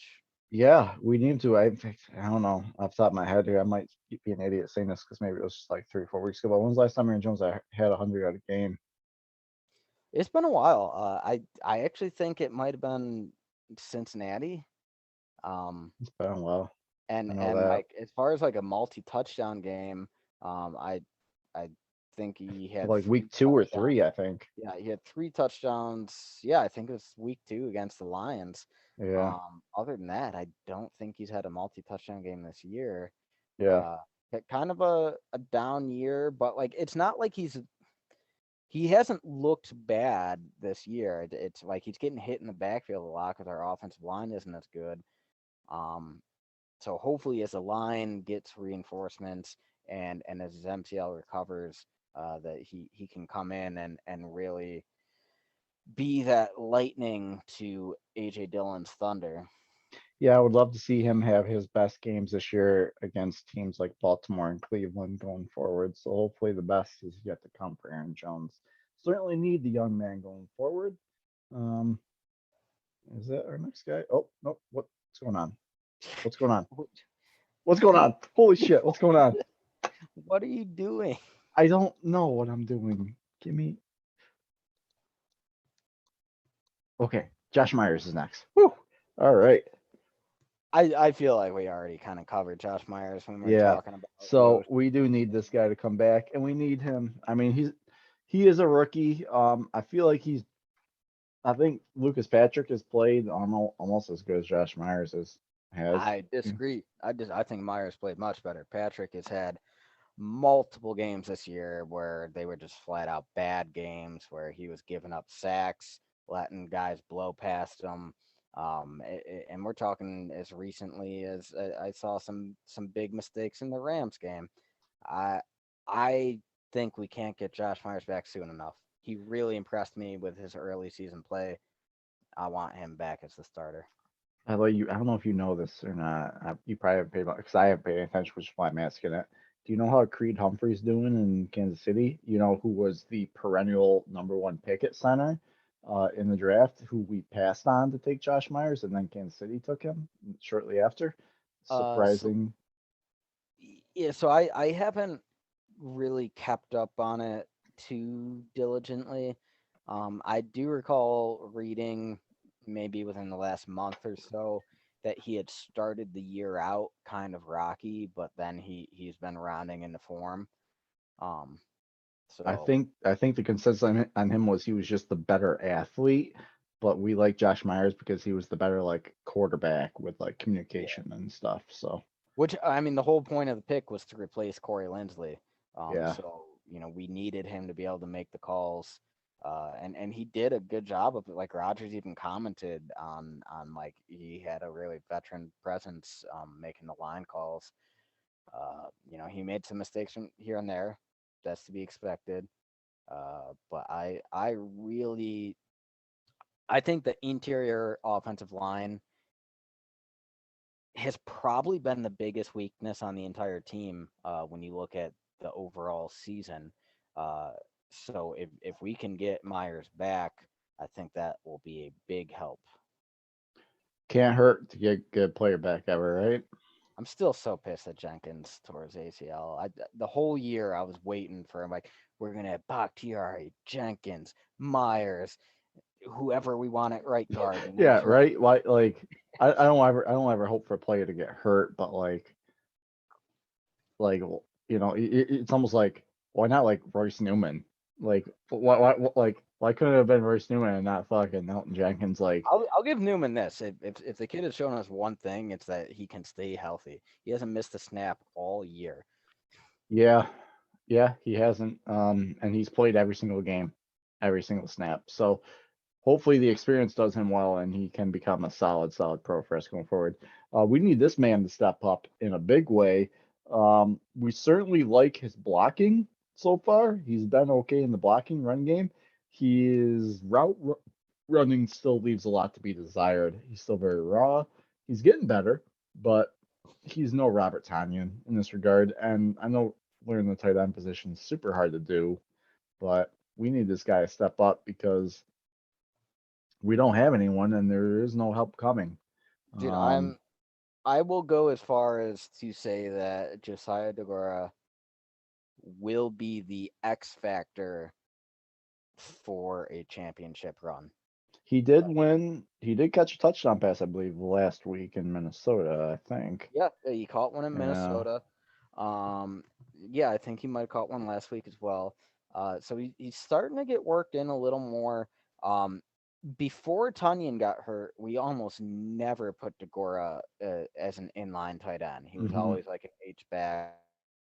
Yeah, he can. Yeah. Move him inline. So I'm hoping that the bye week is going to give him an opportunity to study the playbook more and kind of take on Tunyon's role a bit more, because I think we're really missing that middle of the field presence that Tunyon gives us. Not that Tunyon was having a great year. His numbers were down. Part of that was because we were asking him to chip so much to help the offensive line. Uh, but yeah, dude, I mean, I'll say that I legitimately think that Josiah Degora, if he can elevate his game and give us, an actual legitimate threat in the middle of the field, I think that takes the offense to the next level and propels a championship run. Hmm. If he can't step it up, and we're still wondering, whether or not he was worth the third round pick at the end of the year, um, then we're probably going to have a lot of trouble against championship caliber defenses in the playoffs. Yeah. I think the future is extremely bright for Josiah Degora, by the way. I think long term, he's going to be like, fuck, man. He could be a better version of Kyle Juszczyk in a way. I mean, we took him with a third round pick, man. So um, obviously he needs a lot of refinement before then, but he's shown some good strides. Um, we need him to. There's no way he's going to become the next Robert Tunyon for us. Tunyon was like 4 years into our system before he really started to break out. Or just yeah, basically had a redshirt year last year with his torn ACL after like week 2, and then this year he's kind of just been thrust into the fire, into the fire with his basically like a rookie type year. Um, but man, I hope he can just if he can make one big play each game, I think that's best case scenario. We just need one big play out of him each week. Whether that's an amazing block that sets Jones or Dillon off for like a 30, 40-yard run or catching a red zone touchdown. Something like that. We just need him to be Yeah, I mean, consistent and make a big play. if he could step up in the red zone, that would be huge. That's an area of weakness for us right now. Teams are keying in on Devontae because they know Rodgers wants to go to Tay. So if Degora could give us another option in the red zone, or in the middle of the field, you're talking like MBS is back and healthy now. When he's taking the top off of defense, the defense is still going to be doubling Devontae. That means something over the middle is going to be open for someone. Um, Fuck and yeah. Go and Deontay Johnson. Fuck yeah. Sorry. it, you think it'd either be Degora or Cobb, but I'm really hoping Degora can elevate his game over this next month or so. Sorry, fans. I'm fighting for my playoff fantasy life right now. I need Deontay Johnson and just score a touchdown, and he made a really good play. Thank you, Deontay Johnson. Super underrated receiver, which I sang your praises in week 2 when we played Steelers. You're so Week good. 4. Week 4, you're so good. You're so good, Deontay. I wish you were in Green Bay. You're right, dude. I didn't give Deontay the credit he deserved when we He's so faced fucking him. good. He's He so fucking played good. very well. Yeah. I wish I wish he was our number 2. He'd be the best number 2. Yeah, folks, he really is a number 1. He's like the Yeah. most underrated number 1 in the league, I think. Anyway, fuck the Steelers. Darius Smith tweeted out last week of him in uniform with a tweet that was saying something like got that type of feeling or feeling some type of way type thing, indicating that he is potentially making a return to the practice field here soon with a potential return as well, which is pretty crazy because the man's coming off back injury, played in week 1 and couldn't really do much, so he got surgery. And those back injuries, man, they're fickle things, especially for a pass rusher that needs to push off with his legs, and then get into a lineman, and you use your back every single time for that. Like it's tough to come back from a back injury like that in the middle of the year. But it looks like he has a shot at returning. So Yeah. certainly need him, man. Certainly need him, especially And with I Whitney Merciless out. I So think he's going to be highly motivated to play well, because his just astronomical cap hit next year. There's no way we're keeping him, dude. We are. It's either going to be a matter of we're cutting him and he's auditioning for a new team over this next month or two, or he plays so well that we aren't concerned about his age and injury history, and we decide to extend him. It's going to be one of those two things. So if he wants to make money next year, he's got to play very well. Otherwise, like, teams are going to look back oh, surgery. Do we really want to pay you that much money? yeah, he's scheduled to make in the top 5 for non-quarterbacks next year in salary cap. I feel like if you look at all the players who aren't quarterbacks, he's in the top 5 for salary next year. There's no way that we're going to pay that, um, especially for a guy coming off a back injury. So whether we cut him, restructure him, trade him, something will happen with Darius Smith next year. I am sure of that. Which route we go, I don't know. As for this year, man, I hope that for his sake he can make it back this year and he can be the best version of himself going forward. Because um, if he can return to form and for this playoff run, man, that just makes our defense that much more scarier, man. We certainly need that pass rush. Can you think about if so we lost Whitney Merciless, but if we can get Kenny, Rashawn, Preston, and Darius all rushing that passer on a rotation. I mean, even Dean Lowry's made some moments here and there too. So, man, that's gonna be nice. It's even gonna help out our secondary. So hopefully, Darius, hopefully you're close to returning, and I am looking forward to. I do not think you will be back for Chicago, but maybe around Cleveland game. Hopefully, we can see you back. So I've got a couple quick questions about Shoot. how you think it's going to go with Zedarius. So first question, we're talking about a guy who was playing at an all-pro level the prior 2 years. Mhm. Do you think he reclaims his No, starting position, or do you think we keep him as a situational rusher because Gary and Preston Smith have been playing pretty well in his absence? I think the latter. I think coming off of his injury, especially they should know the season, at the back end of the season too. Um, I don't think he'll ever be ready this season for like a legit full time role. I think we probably use him in like a Whitney Merciless type role, where he comes in. I think I think we see him probably more on the defensive line, and we keeping Smith and Gary on the outsides more. I mean, I could be Okay, so wrong on that. I could be wrong on that, but I just got a feeling that's what we're gonna do. that was going to be my follow-up question, is that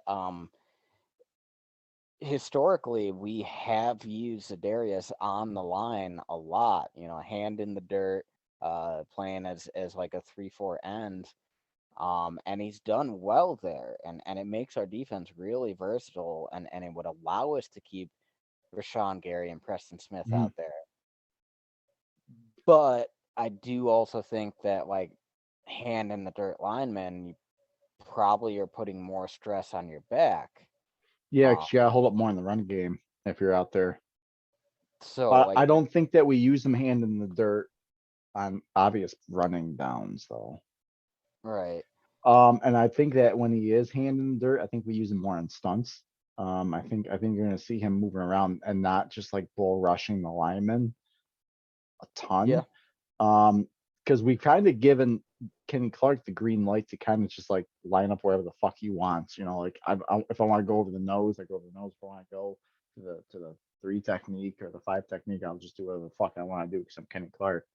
And your next best guy is Dean fucking Lowry. So, um, I think I think we see Zadarius Smith more on the line. It's just a guess. I have no idea if that's what it is, but I don't know. I just got some feeling that we see him more on the line, but we use him more as like a third down pass rusher by going forward. Yeah. Um, I mean, if we could do that, like if you're looking at a third down with Kenny Clark, Zadarius Smith, and Kingsley Kiki as your three linemen, and then you put Rashawn Gary and Preston Smith as the two edge rushers. That that's a pretty fierce pass rush. You have like four legit pass rushers there, like guys who have like Pro Bowl potential. Um, that could be a big, a big factor come playoff time. yeah, Um, and like the more as you've been talking about it, I've been thinking about it.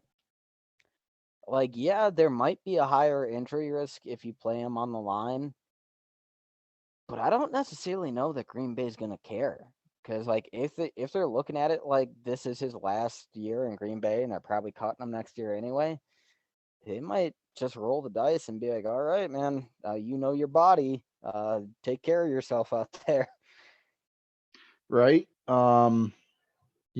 I also feel like if we even line him up on the line, that you see him do stunts to the outside, and you even see like Preston Smith or Rashawn Gary, start on the edge, but then they do a stunt and they go to the inside, and then Smith, stunts to the outside. Yeah, So you do stuff like that. I mean, there's lots of different shit you can do with Darius Smith out there.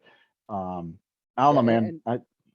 I just I want was him just back, gonna dude. say I was always surprised that we haven't used Gary on the line in the same way that we did with Darius because Gary is a bigger, stronger player. You would think that he might do better in that handling Yeah, the whereas like maybe we bump Darius back out to the edge and have Gary playing some more on the line. We've got a lot of flexibility I here. would. Yeah, I would think that, which is weird because Gary played hand in the dirt at Michigan his whole career, Yeah. but we have never played him, as far as I know, we have never played him hand in the dirt since he's been in Green Bay. We've done it with Darius, but I mean, maybe we have. Maybe I'm just being an idiot, I like can't armchair quarterback, but recall. I can't recall one. So even when Darius comes back, it seems naive of me to assume that all of a sudden that like, oh, just because he had a back injury that we're gonna like magically put Gary hand in the dirt when he's never practiced it once since he's been at Michigan. So I don't know, man. I still think Darius Smith is the guy that goes on the line, but we still use him outside too. So Yeah. I'm excited to see that pass rush, especially with the secondary that we built up. I'm fucking excited to see this rush too, Cody. As am I. Shall we see who our next guy is? Why, yes, sir. We shall. Darnell Lawrence Savage. Is that actually his middle name? I don't know. I just made that shit You should have gone with Lorenzo, like Brett. up. So, Darnell Savage has played well this year. I would say his best year as a pro, as a Packer. Man needs to hold on to the fucking ball, though. That is all right. So there are two reasons why I put him on this list. Um, One, it's the fact that he has been getting his hands on the ball a lot Mhm. lately. Like starting like more so than early in the year. Like he's getting to the ball, he's showing his athleticism. He's just not following through and coming up with those interceptions. And if you look back to last year, he played average for most of the year. And then, like the final month or 6 weeks or so, like he really just picked up his game and started making plays. Mhm. Like maybe I don't know what it is, but like it seems like the past couple weeks he's starting to pick up steam. Maybe if he can start actually bringing those picks in, he could be a difference maker for us. And I do think that there may be a ripple effect with Jair coming back and an increased pass rush with Mhm. Zadarius. We could start seeing more opportunities for Savage, whereas like he's probably had to cover for the corners a little bit more since Jair has been out. Mhm. Whereas he might be able to do a bit more roaming playmaking as the defense gets healthier. Man, I he was a first round pick. He was the first defensive back taken off the board that year. Hmm. Traded up for him. He's got blazing speed. He's got all the physical tools that you need to have not just a good free safety like a playmaker safety, but just an elite one. He's just had trouble putting it all together on a football field over the last few years, but it does look like he's starting to put it together. Maybe he was just in the wrong defensive system under Patton, and the Joe Barry system is more suited for him.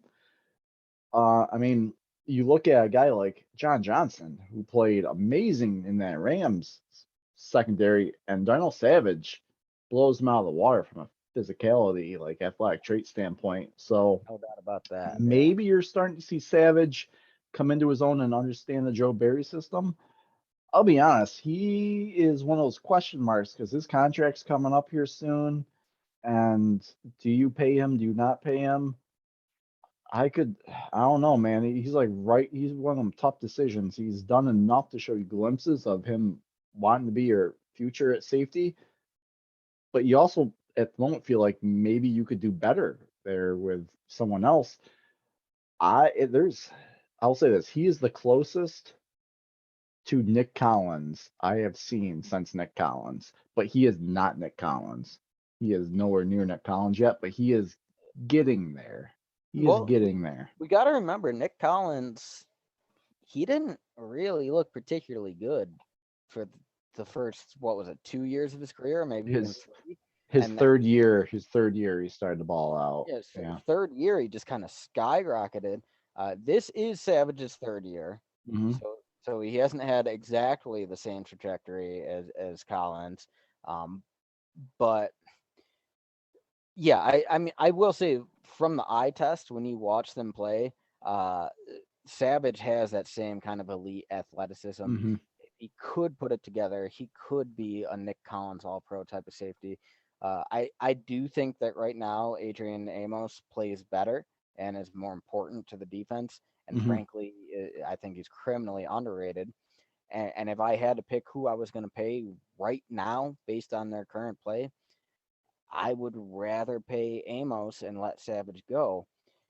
But then you always, it's this, you're weighing the future potential versus current performance. Hmm. Let Savage go, and then all of a sudden he becomes an All Pro a year later on a different team. Like Adrian Amos, he plays great, but he doesn't have that All Pro ceiling that Savage does. Um, do you think Amos and Savage are top 5 in the league right now, as it stands? Safety duo.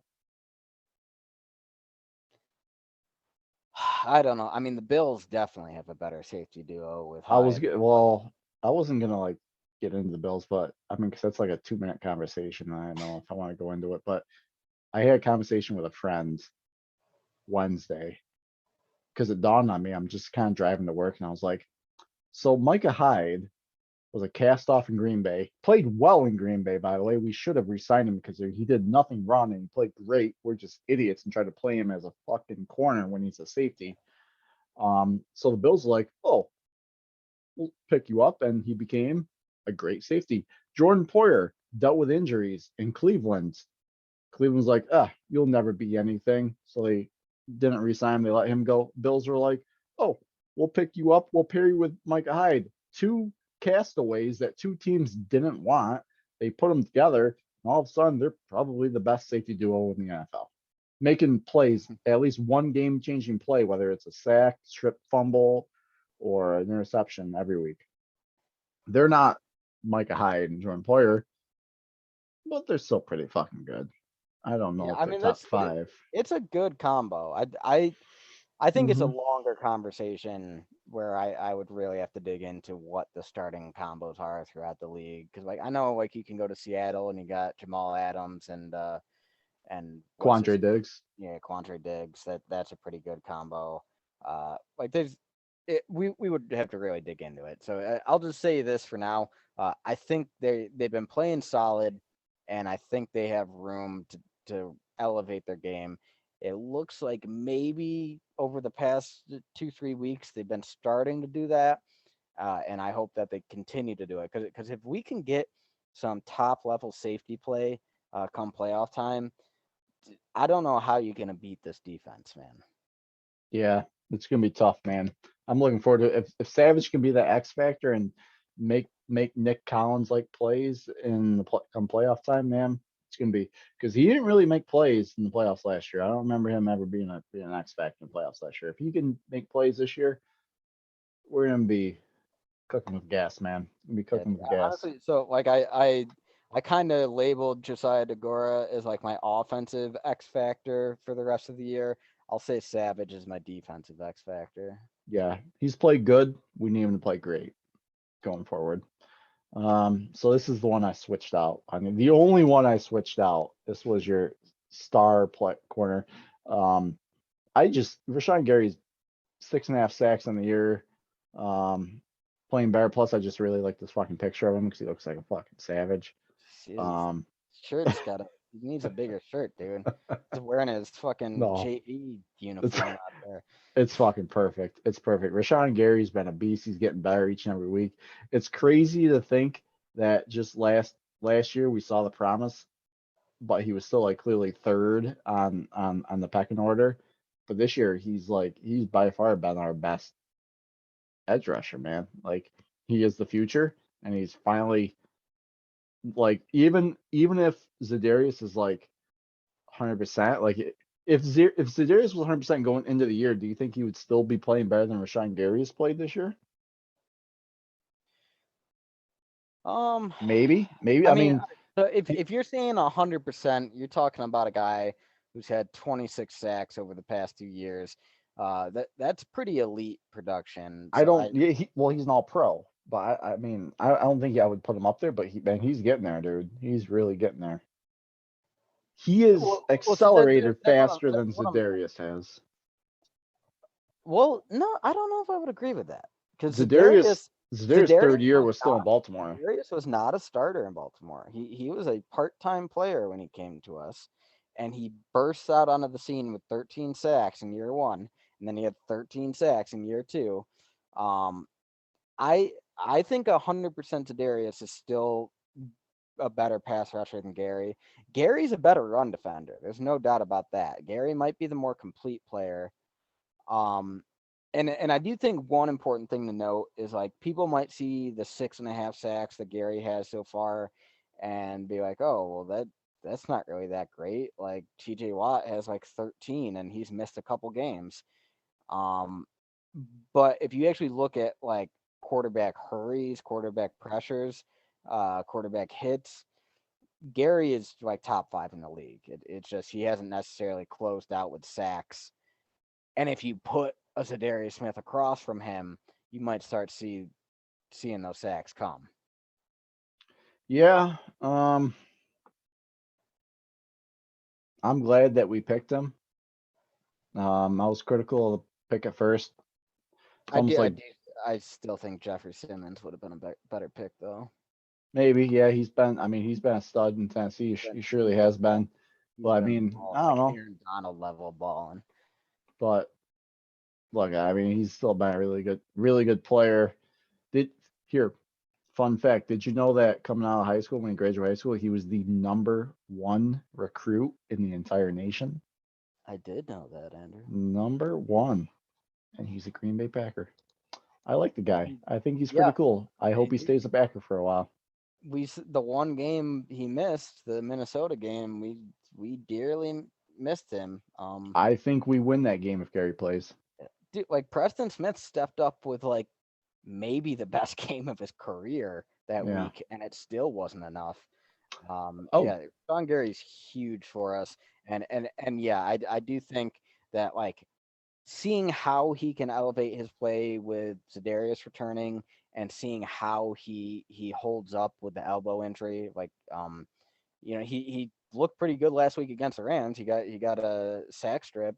Um, so like if he can keep doing that despite the elbow injury, that's going to be huge for us down the stretch.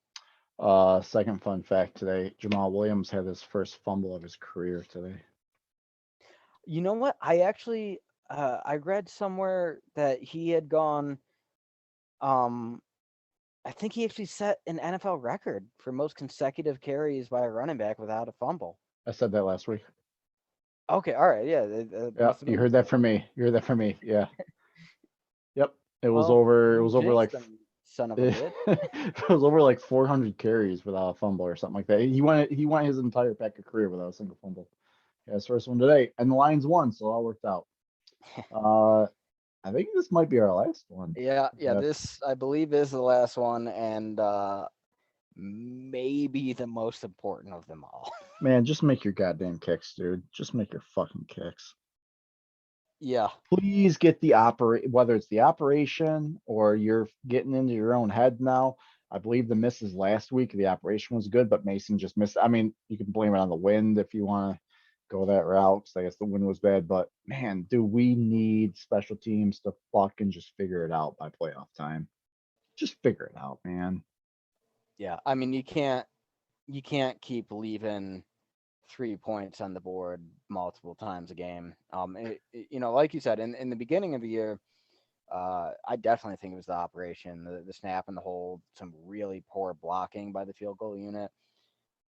From what I've seen over recent weeks, that has been cleaned up, and this is entirely mental for Mason at this point. Uh, he hasn't quite gotten there yet, but he is getting dangerously close to matching the worst season of his career, his 2012 year, where he almost got cut and Mike McCarthy showed loyalty. Uh, which thankfully paid off because he went on to have an excellent career for us. But dude, he's been having an awful year. He's hands down the worst kicker in the NFL right now. If he can't turn it around, and you're like you're in the playoffs and 3 points wins it, but you're like out at the 45 with 30 seconds to go, do you take the field goal shot, or do you say, well, maybe we go for it on fourth and try to get closer? Like, I don't want to be in that position. Yeah. Um,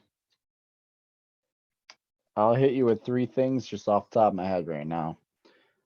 One, I don't think Mason Crosby returns next year unless he's willing to take a vet minimum because his cap number is going to be too high. I mean, he's making like 3 million, but fuck it, like you can't be the worst kicker in the league this year and be making $3 million. Yeah, we kept JJ Molson on the Yeah, practice squad all year for a reason. Crosby's yeah, gone this year. yeah. It's probably his last year, so hopefully he goes out with a bang and we can get him a Super Bowl ring, another Super Bowl ring before he's done. Two, Tampa Bay won the Super Bowl last year, and they had the 32nd ranked special teams unit last year. I did not know that, by the way. Really? Yeah, I did not know Wow. that. I did not know that. I learned that this week. They had the worst special teams unit, and they did win the Super Bowl. But that just goes to show how good their offensive defense was. They were star across the board. They didn't. It doesn't really matter when you're just scoring touchdowns and getting pick sixes every week. But, and then the third thing about Crosby I was going to throw out was. God damn it, I forgot what the third thing was. So I guess it's not that important because I forgot the third thing. You're just gonna talk about how his hair has grayed like exponentially this year. Yeah, it's pretty. I saw him in person, and it's pretty goddamn gray, man. I don't know, man. I think it's definitely his last year in Green Bay. I hope that if we do cut him, that he just retires. I would hate to see him just finish his career with another uniform and just Going to the drag on. Vikings. Yeah. But I don't know, man. I mean, he's a hell of a kicker. He's certainly going to make the Packers Hall of Fame. Don't know if he'll ever make the Pro Football Hall of Fame. They're just really weird about special team things like that. But he'll definitely make the Packer Hall of Fame. Yeah, I mean, I can tell you this: it would certainly help his NFL Hall of Fame case if he could make some clutch kicks in the playoffs this year. Vinatieri really, uh, most of his reputation comes from his epic snowy playoff kicks. Yeah, it hasn't happened yet. A part of me, I'm gonna say this out loud now before it happens. I feel like we're gonna get into a playoff game where Mason's gonna have to hit a game-winning field goal. I don't know what round, but I know when that moment happens and me and you are in the middle of a watch party podcast and there's 1 or 2 seconds left on the clock and Mason Crosby's going out there to kick a field goal to win the game and we're down by 1 or 2 points. I know that me and you are literally going to probably be silent, nervous as fuck, heart beating probably 150 beats per minute, and just pray into the football gods that this motherfucker hits the field goal because it's not a sure thing this year. It is clearly evident, and I hope he can fucking salvage the season and come through when we need him most because you need your special teams in playoffs, man. Just Yeah, hit your kick, Mace. I mean Hit your that's kick, Mace. Send us we to the Super Bowl, bro. Send us to the we Super Bowl. talked earlier about how we've probably been the most consistent team in the NFL this year. Uh, the defense has been very good consistently. The offense has been solid consistently, and they're getting better. Special teams has consistently been a liability. That is the one consistency I'm hoping changes Hmm. as we go ahead, man. I don't want to lose a game because of special teams. I'll say this to you, Mace, if you're out there listening. If you hit the game-winning field goal to win the Super Bowl this year, nobody will ever remember anything else you did. All those kicks you missed earlier in the season. No one will give a flying fuck. They'll only remember you for hitting the game-winning field goal to win the Super Bowl. and I hope you get to experience that. Yeah. I hope that's your final member as a Green Bay Packer. Dude, I mean, hell, if he hit a Super Bowl game winner, who knows? Dude might have a statue in Green Bay someday. Yeah, maybe you will, Mace. Maybe you'll have a street named after you. All right. Well, I believe this is the final section of the podcast today, right? Second final, you got your final standings. Other than that, this is the second to last. Oh, So, right, right. all right, but for all intents and purposes, we are done with our Packer centric talk, and we'll probably fly through these last couple here soon. So yeah, for the most part, it's done. But these are going to be the five. These are the five biggest non-Packer games left, based on how the season's gone so far. So we're currently second in the standings with a 9-3 record. Arizona is one. They just won today. They are nine and 10 and two, I 2. believe. 10 Are they and 2. 10-2 now? They're Yep. 10-2. We need them to lose at least one game if we win out for us to get the one seed. Thankfully, as you'll see here, they do have some tough games ahead. Yeah, Um, and they almost Chicago played them tough until the end. They yeah, fell apart in fourth, but they played them tough. yeah. I mean, I will say this that a lot of the Cardinals' remaining games are at home, so Mm-hmm. that definitely gives them an advantage. But they have some tough teams to face. I think Fuck their yeah, remaining go schedule is Deontay harder than Johnson. ours. Go Touchdown. Deontay Johnson. Your Is it? fantasy hopes are alive. Oh my God, hold on. Timeout, you guys. Holy shit, my chances of winning just jumped up to 81%. Oh, thank Oh God. damn. I'm still alive. I just got to win next week. I will obviously still win this week, but um, we need to we you all need to root against Cortland Sutton tonight. All right, we're rooting against Cortland Sutton tonight. Who are the Broncos playing? Kansas City, that terrible secondary. Yeah, All probably right, gonna be playing catch up too. just no. Anyway, so yeah, most of these games are gonna be Arizona games because we need them to obviously lose the most. But there's some other teams that are right there with us, like Tampa Bay. They got 3 losses. They'll be on there, and Dallas has played really well this year, even though they've been just up and down. They'll dominate a team one week and then just flip a goddamn stinker the next. They're a weird team this year, but yeah, here we'll just kind of fuck it. We'll just get right into it. So first and foremost, the Rams and the Cardinals. Rams are up there too. 4 losses on the year. I believe they did win today. So that's going to be a big game. I mean, it's kind of a win-win for us either way. We need the Rams to continue to lose games to give us some more separation, but we also need the Cardinals to lose. So, um, Yeah, I mean, I would yeah, certainly prefer that the Rams win this. yeah. Since we did Because pull out the win, we hold the tiebreak over both of them, by the way. yeah, So, yeah. But it'll just help us more if the Cardinals lose. Having said that, though, I look back to earlier in the season, the first matchup between these two, the Cardinals won by double digits. Rams haven't been looking that great recently. Uh, I think the Cardinals are probably going to win this one. I also believe it's in Arizona. it is. Yeah, I have these.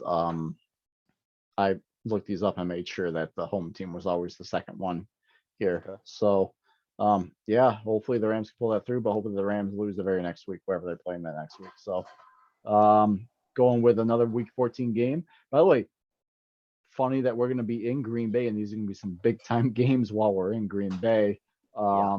I'm probably will be doing some tailgating for most of these, I'm sure, but I know right at 4:30, I'm going to be paying some attention to the Bills and Bucks game. This is going to be a great game.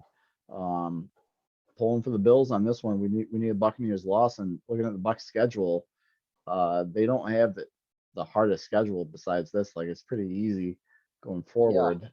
Yeah. Um, Honestly, looking at the Bucks schedule, I think this Bills game is the only one that they really have a chance of losing. it might be the only game they have against a winning fucking team rest of the year. Maybe I don't know. Yeah. I'll have to look into that, but So like, it's big because like I said earlier in the show, I think our matchup against Baltimore is probably the hardest out of any of these matchups. So if we were to drop that, uh, then these become that much more important because like if Tampa wins out, we could suddenly find ourselves in the 3 seed, maybe even the 4, depending on what Mhm. Dallas does. Yeah. So I mean, week 14, big game for us all around. Also, fun fact, I don't know if I said this to you earlier or not, but Antonio Brown got suspended for 3 games for his This vaccine COVID thing. vaccine. But I also saw a report from Rappaport that said that Antonio Brown's return to the Bucks after his 3 game suspension is not guaranteed. The Bucks might not bring him back after his 3 game suspension this year. I find that hard to believe, given that he's cheap labor, and he's super talented cheap labor, even if he comes with a headache. But it's just interesting that Tampa might. Tom Brady will be like, Yeah, get his ass out on the field. yeah. So moving on, Colts against the Cardinals. Colts have had a really good year. They got some talent across the board, offense and defensively. It's in Arizona, but they could give the Cardinals a run for their money. So Yeah. I think this is going to be a really fun matchup to watch. I think this is also a Christmas Day matchup, actually. Um, yeah, and like the Colts record isn't fantastic. They're like 6-6 or 7-6, something like that. But over the last like 5-6 weeks or whatever, if you look at Carson Wentz's stats, he's actually playing as one of the best, like most efficient quarterbacks in the league. Jonathan Taylor is putting up MVP numbers, just like dominating games on the ground. Um, and like their defense, they've still got guys like DeForest Buckner and oh, what the hell is his name? Leonard or Ladarius. Darius Leonard. Yeah, Darius Leonard. That's the man. Hmm. Like they've got a lot of talent on that team, and I think they match up well against the Cardinals because they I can think they be do more too. physical than the Cardinals. Hmm. Um, that said, Arizona's at home. They got the better quarterback. I think they probably pull out the W, but it's going to be a tough matchup. Yeah, I think so as well. Um, moving on, our third and last. Nope, this is no, yep, third and last Cardinals game. Cardinals and Dallas, week 17. Should be a good one. I do think Dallas matches up fairly well against Arizona. I see that as a super high scoring affair, Yeah. like both Yep. over 30 points. Also, this is another one of the matchups where it's just kind of a win-win, like one has to win, one has to lose. Dallas is up there. I don't think they're the threat that Tampa or Arizona is, but there's a lot of ball game left to be played. They're still very much a threat. I think they've Yeah, only lost what, they've 4 games, got I think. they've got two defensive players with a legitimate claim to defensive player of the year. Yeah. With Trayvon Diggs doing his crazy interception numbers, and then Micah Parsons uh, being an off-ball linebacker, a pass rusher, really doing everything possible for the Dallas defense and doing it well.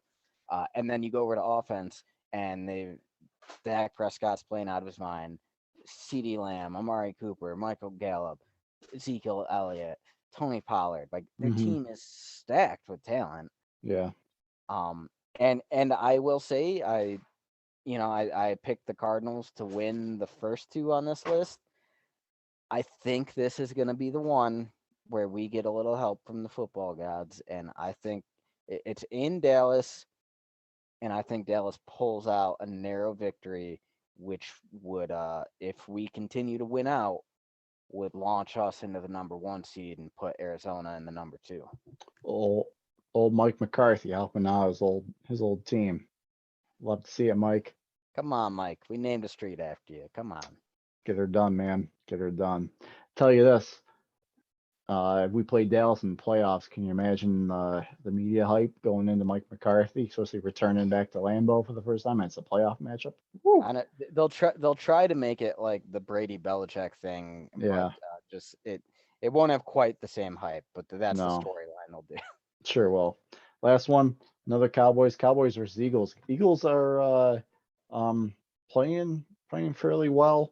They're certainly in the running. I do think they're going to be one of the playoff teams. making it as a 6 or 7 seed. Yeah, yeah, they're looking like they're capable of slipping in as the wild card.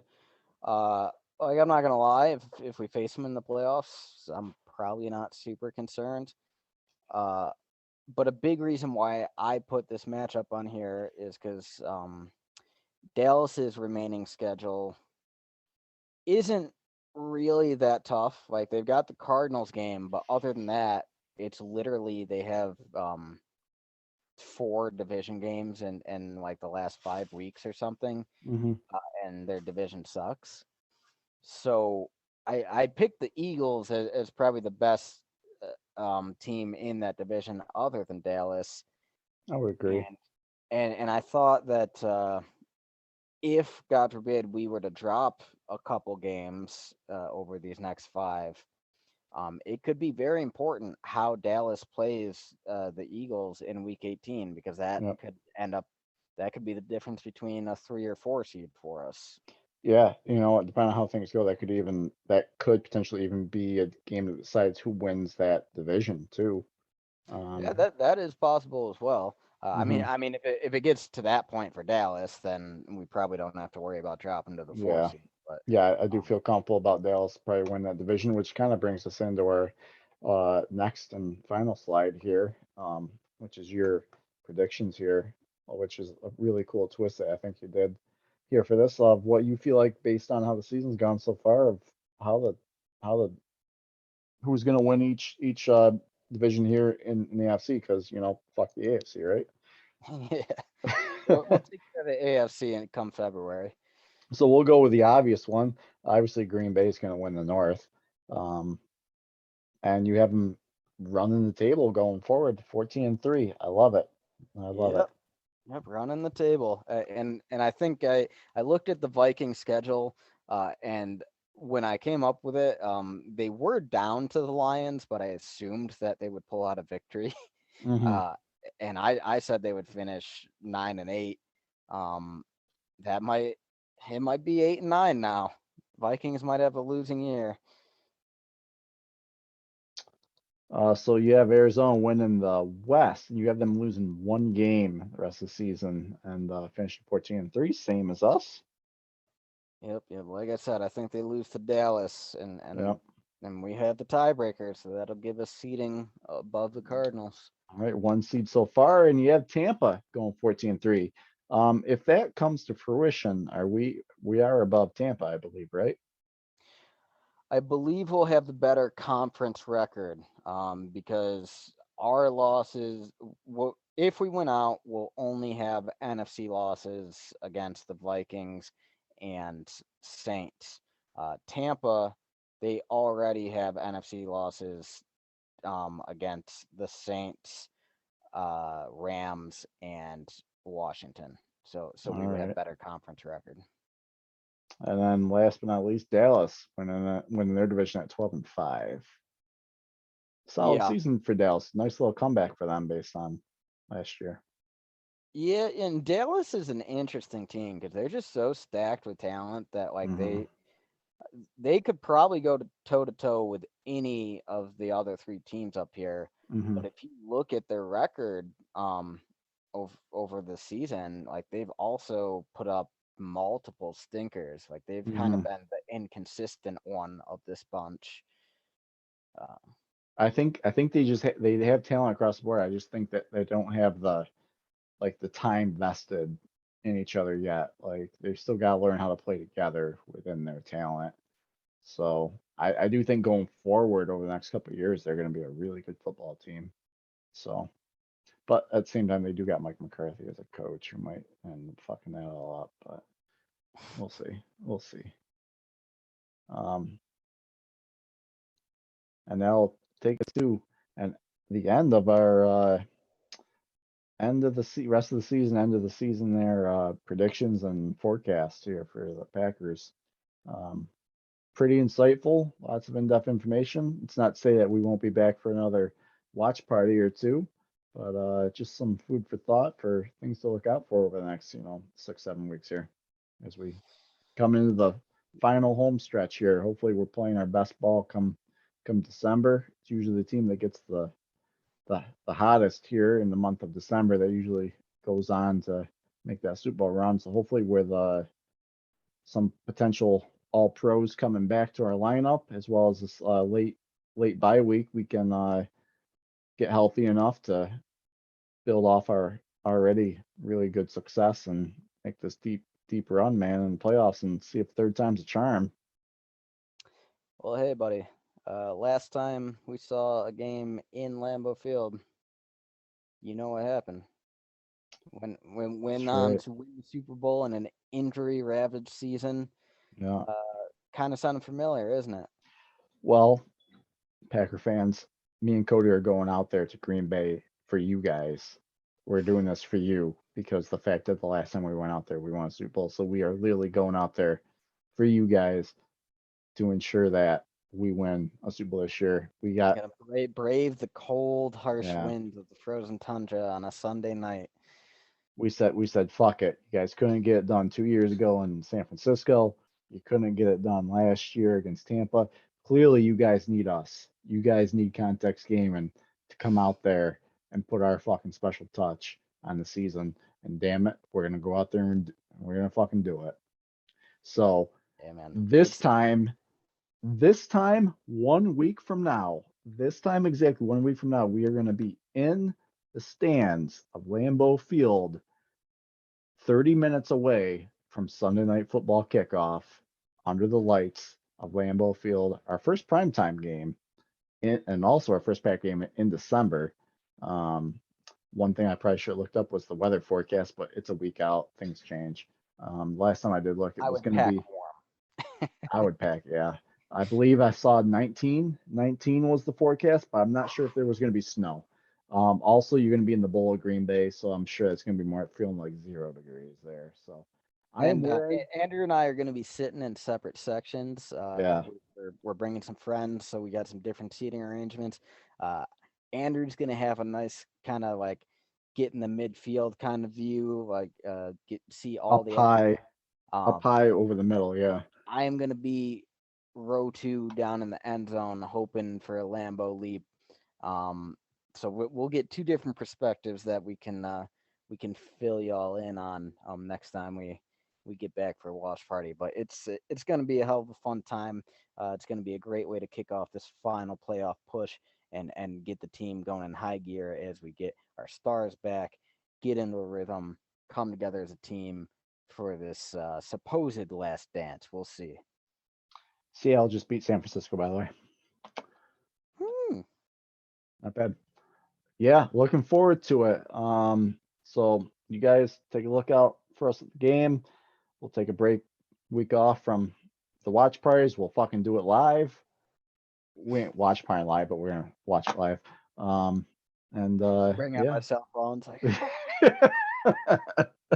And yeah, take care, you guys. I'll talk to you later. Go Pack, go. Go Pack, go.